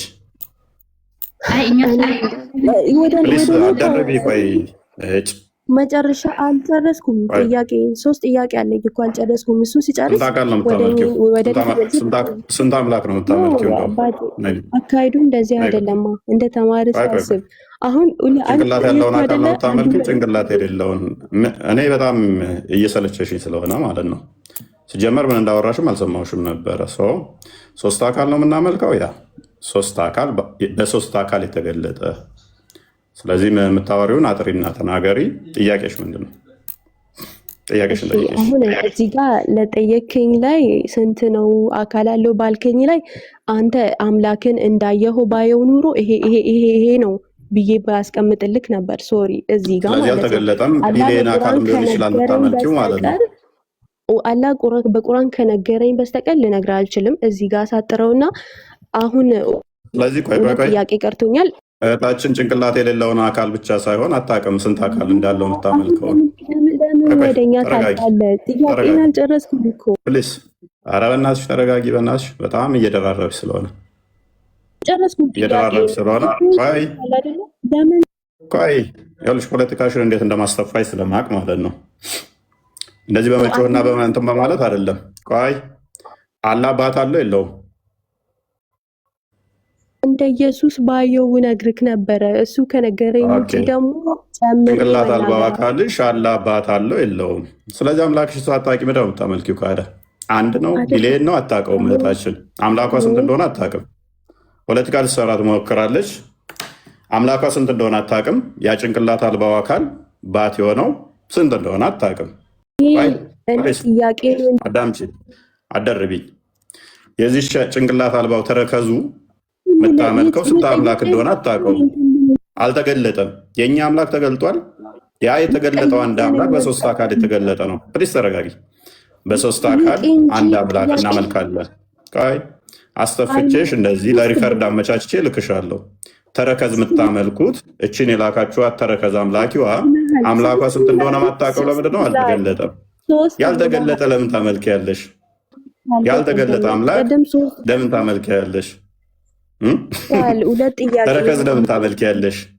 ኤኒዌይስ ከስሩኝ ያሳሰበች ሶስት ማለቴ ነው ብል ምን ችግር አለው? ካለ ዳጸ ልሳን ይባላል በእኛ ብል እንኳን አንቺ ስንት እንዳልሽ አልሰማሁሽም። አካል ከሆነ ያልሽው ሶስት አካል ሶስት አካል እናመልካለን ብዬ ተናግሬያለሁ። ብልስ ምን ችግር አለው? አንቺ ሶስት አምላክ ብለሽኝ ዳጸ ልሳን እንዲያጋጥመኝ ምን ችግር አለ? እኛ የሚያስብለን መሰለሽ? አልሰማሁሽም እና እንደናንተ መሰልንሽ እንደኛ። ኤኒዌይስ ተረከዝ የምታመልኩት ስንት አምላክ እንደሆነ ማታቂ ከሆነ የኔ ችግር እኮ አይደለም። አይዳ ቀጥይ። አይዳ ሰላም ቆይ አንድ አይዳ ትቀድማለች። ለመንጣጣት ትሞክሩ።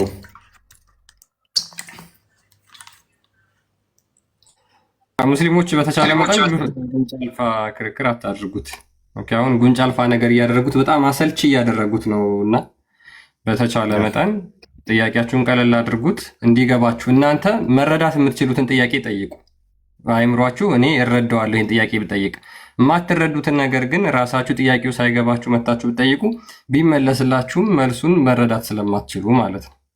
እናንተ የምትችሉትን ጥያቄው ሳይገባችሁ መታችሁ ብጠይቁ። አይዳ ጥያቄሽን ቀጥይ። ቆይ አንዴ ሌሎች ይቀጥሉ፣ እመለሳለሁ። ቢኒ እንኳን መጣ። አብዱ እፎይ በጣም ይቅርታ፣ ቅድም ማለ የገባሁት የሆነ ነገር እንትን ብዬ ነው። ያ እየደራረባችሁኝ ምን እንዳለች አልሰማሁትም። ፖለቲካ ልትሰራብኝ ማለት ነው። ሶስት ሰው ሲወራ አይሰማ ምን እያለች እንደሆነ። እኔስ እንደዚህ አይነት ኮባ ራሶች አምላኩ አታውቅም። ስንት አምላክ እንዳለው አታውቅም። ስንት አምላክ እንደሆነ ስንት አካል እንደሆነ አታውቅም። ፖለቲካ ልትሰራ በሷ ቤት ማለት ነው። አፍራ ጌታ ይርዳሽ። ከእንደነኛ አይነት ደናቁርቶች ጋር እንድወጭ ጸሎት አደርግልሻለሁ። አንቺ ተረጋጋሽ ልጅ ስለሆንሽ ማለት ነው። ፖለቲካ ሊሰሩ ይሞክራሉ በእነሱ ብሶ ማለት ነው። አክቹዋሊ አብዛኛው ሙስሊም አሁን ፖለቲካቸውን ገብቶታል። ለመደነቋቆር አትምጡ፣ አደረጉ ገስ ላይ በተቻለ ነገር ነው። ክርስቲያኖች ሲገቡ አሁን ሁለተኛ ነው የሚገባ። እኔ ጥያቄ ነበረኝ። ቀጥልሽ። ጥያቄ ማታውቀው ነገር ፖለቲካ ትላለህ። ጥያቄን ቀጥልና አልኩህ እኮ የምን ማታውቀው ነው?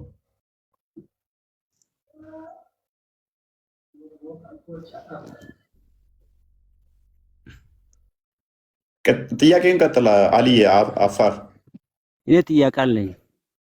ቀጥል። ኢየሱስ ጌታ ነው? አዎ።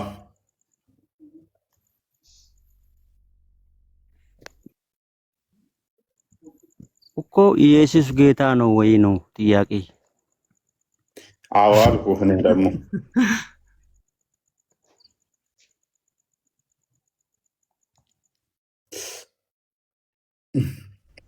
አሊ አይሰማም።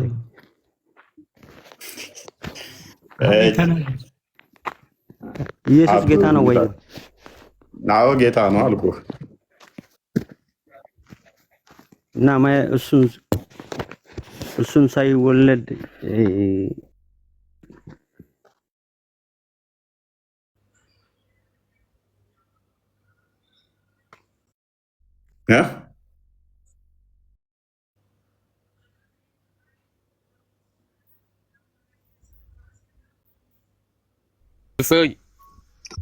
እሺ ኡመር ቀጥል።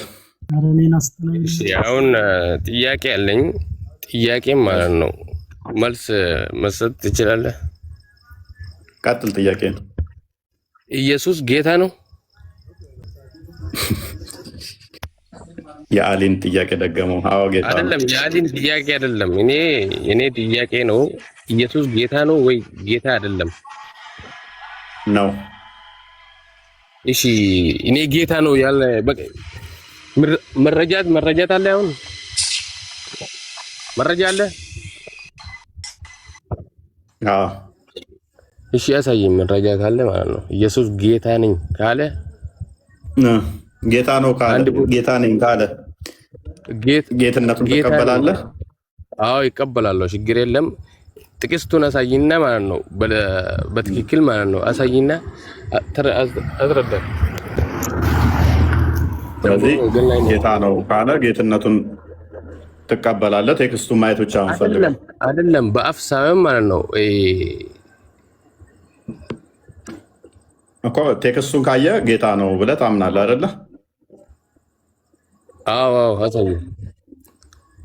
መልካም ክርስቲያን አሳየው። እሺ እቀበላለሁ ብሏል። እንግዲህ አንዴ እናሳይና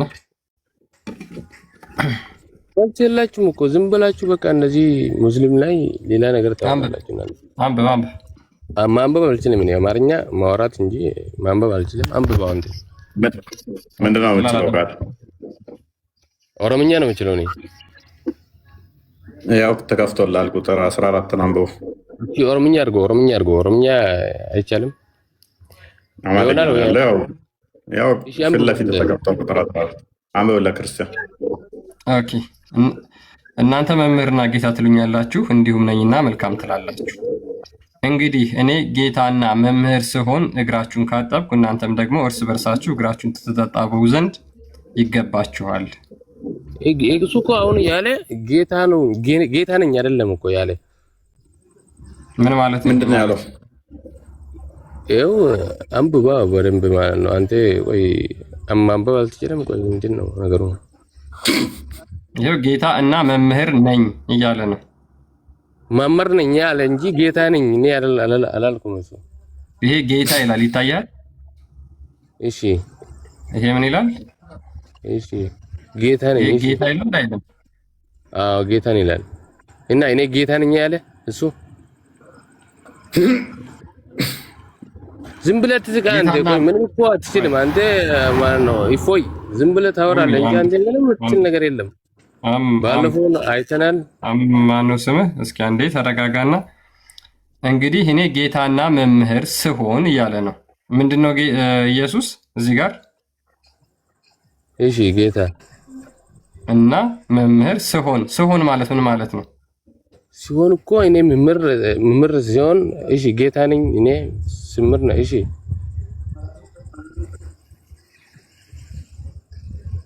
ቀጥል እንጂ ይሄው ጌታና መምህር ነው። ይሄ ብቻ ነው ጌትነቱ? ይሄ ብቻ ነው? እና ስንት አይነት ማለት አንተ ምን አይነት ነው የፈለከው? እኔ ጌታ ነኝ እኔን አሁን አንብብ። ጌታ ሚል ስጡኝ ነው ያልከው። ጌታ ይላል አይልም? እኮ ጌታ አይልም እንደዛ አይልም። ምንድን ነው የሚለው? እኔ ምንድን ነኝ ይላል። ጌታ ጌታ አይደለም ጌታ ነኝ ይላል። እሱ እናንተ ነው ጌታ ነው ብላችሁ የምታምኑ እንጂ እሱ እኮ ጌታ እኔ የሚለውን አንብብ፣ አሳየው፣ አስመርለት። እኔ ምን ይላል? እኔ የምትለዋ ትታያለች? አዎ ይታያል። ጎበዝ። ከዛ ቀጥሎ ምን የሚል አለ? እኔ ብሎ ከዛ ምን ይላል? መምህር ጌታን አለፍካት። መምህር አይን ላይ መነጽር ነው ወይንስ ምንን አይረሳው? እሺ ሌላ እኮ እሱ ያለ እኔ አንብብ። እሱ እኮ ነብይ ነው። እናንተ ነው መምህርን አልጠየቅኩም። ጌታ የምትለው ለምን ትዘላታለህ? አረ መቼ ዘለልኩት? እናንተ ነው የዘላችሁ። እኔ ብሎ ቀጥሎ ምንድን ነው የሚለው? እኔ ጌታ ነኝ መምህር። ጎበዝ። ስለዚህ ጌታ ነው ብለህ ታምናለህ? እኔ አላምንም። ቅድም እኮ ጌታ ሚልካ እኔ ጌታ ነኝ ጌታ ሚልካ መጣችሁ ጌታ መሆኑን አመሰክራለሁ። እኔ ጌታ ነኝ ያላለም እሱ እናንተ ነው ያላችሁ እንጂ እሱ እኮ ጌታ ነኝ ያለ ቦታ የለም። ጥቅስ ራሱ የላችሁ እናንተ ራሱ ማለት የላችሁ። ይሄ ምንድን ነው የሚለው? ይሄ እኮ ጌታ ነኝ እኔ ጌታ ነኝ እኔን። እናመሰግናለን። በቃ አይዳ ከተመለሽ ቀጥይ።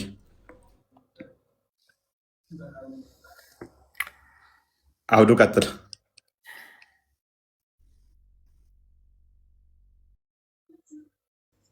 አብዲ ቀጥልሽ። ሰሚራ ቀጥይሽ።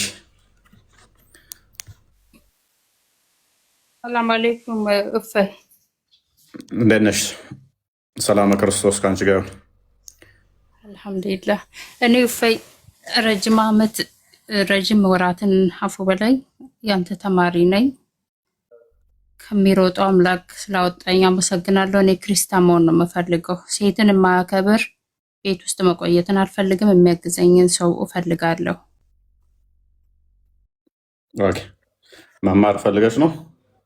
አዎ፣ ትናንትም ከትናንት ወዲያም ወስኜ የሚያስገባኝ ሰው ስላጣው ነው። አሁንም ብዙ ጊዜ ቢኒን እንደውም ሜንሽን ሳደርገው ነበር ስሙን።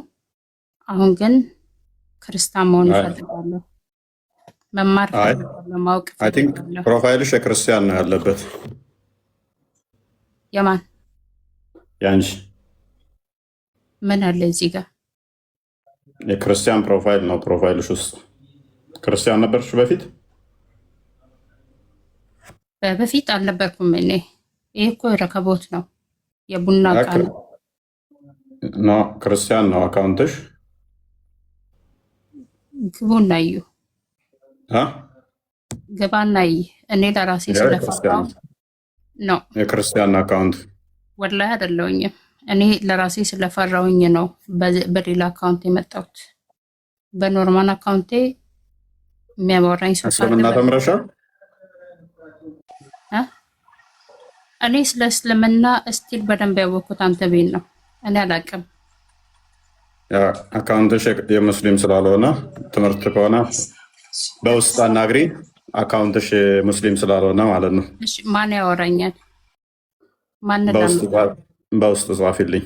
እኔን አውሪኝ። እሺ ሰሚራ፣ አሁን ስታደርጊ ደጋግመሽ ነው ያስገባዎች እና አላወኩም። እሺ ቢኒ ፎቶ አድርጌያለሁ፣ አውራኝ። በኖርማል አካውንቴ ነው የማወራ። እዚህ ጋር ለራሴ ስለፈራው አረብ ሀገር ስላለው ነው በዚህ መጣው። እንደዛ ከሆነ በውስጥ አውሪው፣ ምክንያቱም አካውንትሽ የክርስቲያን ነው። ቢኒ ፎቶ መልስልኝ፣ አወራለሁ። እሺ መልሻለሁ።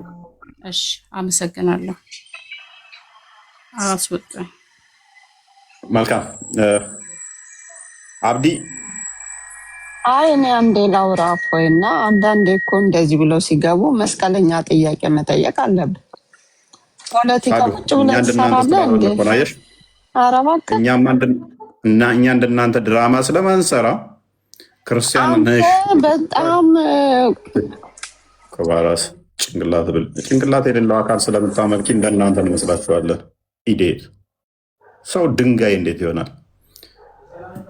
ሙስሊም አይደለሽም እያልኩ እየሞገትኳት አንተ ምናምን ብላ አፏን ልከፍትብኝ ማለት ነው። እኛ እንደናንተ ድራማ የምንሰራ ሰዎች አይደለንም። ብትመጪ ለራስሽ ባትመጪ ለራስሽ። ምን አይነት ኮባ ራስ አሉ እንደናንተ ማሻላ ብለን እኛ ድራማ የምንሰራ መሰረሽ እንዲህ እናዋርዳለን። መጣለው ቢል እንኳን ካለ አካውንቱን ቼክ አድርገን ኢሚዲየትሊ ለፊት ለፊት ለኦዲየንሱ እናሳያለን። አይደለሽም በቃ ቪዲዮ ካሌላት ፎቶ ካሌላት በምን እናውቃታለን? ሙስሊም ትሁን አትሁን እኛ ጋር ድራማ አይሰራትም። ባትመጣ ትቀራታለህ እንጂ አንተ ስለመጣ ዛሬ ክርስቲያን ሆንኩ ስላልክ እፎይ ላይ የሚጨምር የለም የሚቀንስ የለም። እምነቴ ላይ ዛሬ ስለሄደ ሰንበዲ እምነቴ ላይ የሚጨምር የለም የሚቀንስ የለም። ስለመጣም እንደዛው እኛ በሰው ላይ ስላልተመሰረትም ማለት ነው። ስለዚህ ምንም ነገር ድራማ እኛ ጋር አትሰራትም እና እንደዛ ነው። አይዳና አፍራ ጥያቄ አለሽ? አብዲ አክቹዋሊ ቢኒ ነው ጥፋተኛው፣ ቢኒ ነው ያስገባው። እኛ ቼክ አድርገን ነው እያንዳንዷ የምናስገባው። ሙስሊም ያልሆነ የሚያጠራጥር ከሆነ እንኳን ገዝታ አናስገባም። አይደለም ሙስሊም ካልሆነ አካውንቱ እንኳን አነስተኛ ከሆነ አናስገባም። ፖለቲካ እኛ ጋር አሰራትም። ቢኒ ሞዴሬተር ይነሳበታል ከነገ ጀምሮ። ደጋግሞ ስህተት የሚሰራ ሜንሽን ስታደርገኝ ሙስሊም ስለመሰለችኝ ነው ያስገባት እንጂ ክርስቲያን መሆኗን አላውቅም። ሰሚራ ነው የሚለው ስማ። ጥያቄ ካላት ብዬ ያስገባት አጣራ። ለማንኛውም በዋናው አካውንት ይመጣለሁ ብላለች። በዋናው አካውንቱ አጣራ። ለማንኛውም ሞዴሬተር ከነገ ጀምሮ ይነሳበታል ቢኒ። ሌላ ፖለቲካ አይሰራም እኛ ጋር።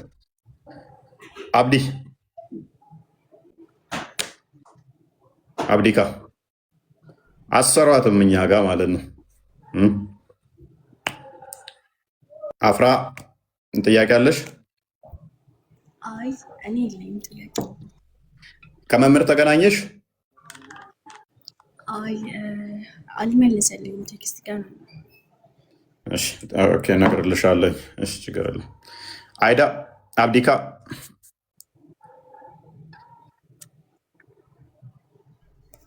ጥያቄ ካለሽ መቀጠል ትችያለሽ።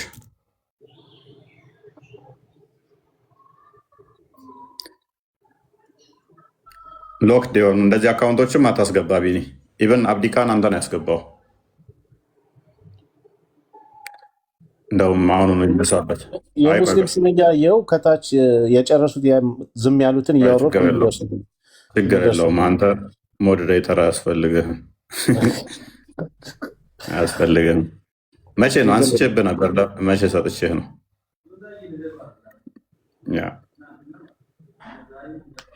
ሞዴሬተር አያስፈልገውም። ቢኒ እኔ ማን ነው እያስገባ ያለው እያልኩ እኮ ቅድም ግራ ገብቶኛል። ቼክ አድርገን ሙስሊም መሆናቸውን አጣርተን ነው እኛ የምንጠቀመው። ለዛ ነው እኛ ጋር ዝም ብለህ ፖለቲካ የምትሰራበት ቤት አይደለም። ገስት መተህ የምትቀመጥበትም ስላልሆነ ማለት ነው። አይዳ ጥያቄሽን መጠየቅ ትችላለች። ሰዓት ሄደብን፣ ደክሞኛል። ሌላ ሜቢ ከሌለች ወይ ነገ መታ መጠየቅ ትችላለች። ወይ መጨረስ እንችላለን። ያ እንጨርስ በቃ። አብዛኛውን ነገር ስለተናገርከው ያው ተመሳሳይ ጥያቄ ይዘው ስለሚመጡ እርግጠኛ ነኝ ከምጠይቀው ውስጥ አድምጠዋለች ብዬ ተስፋ አደርጋለሁ። በሚለው ለዛሬ ብቃን። እናንተ ሰዎች 7 ሰዓት ሊሆን ነው። ጥሩ ተማምረናል ብዬ ተስፋ አደርጋለሁ። አላህ የአረፋ ዕለት ይመጣል ብለው ያምናሉ። የት ነው የሚመጣው? እንዴት ነው የሚመጣው? የሚታወቅ ነገር የለም። ስለዚህ አላህን ሲያውቁት ይንገሩን። አላህን ሳያውቁት ዝም ብለው እያመለኩ እኛ ጋር ይመጡና ሊፈላሰፉ ይሞክራሉ ማለት ነው። ይህና እንደዚህ አላህ ስንት አካል ነው ያለው አያውቁም። አላህ ስንት አካል ያለው እንደሚያመልኩ ማያውቁ አካላት ስንት ነው የምታመልከው? ስንት አካል ነው የምታመልከው? ስንት ነው የምታመልከው ይለዋል። ቀላል ነው። አላህ እግሩ አምላክ ነው አይደለም? ይመለካል። አምላክ የሚል ይዘው መመለክ ማለት ነው። የሚመለክ ባህሪ የሚገልጽ ነው። ኦኬ፣ የሚመለክ ከሆነ እግሩ ይመለካል። ኦልራይት። እጁ ይመለካል። ኦልራይት። ጣቱ ይመለካል። ኦኬ። ስንት ነገር ነው የምታመልኩት?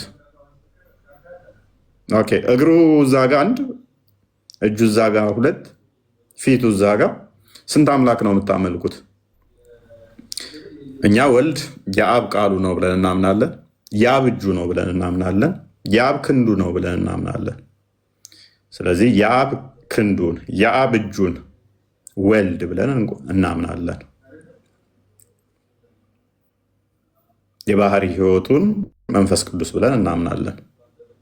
ከዛ አንጻር ነው እኛ ካልን 3 ስንል እና ደህና ደሩ። በቃ ውጡ።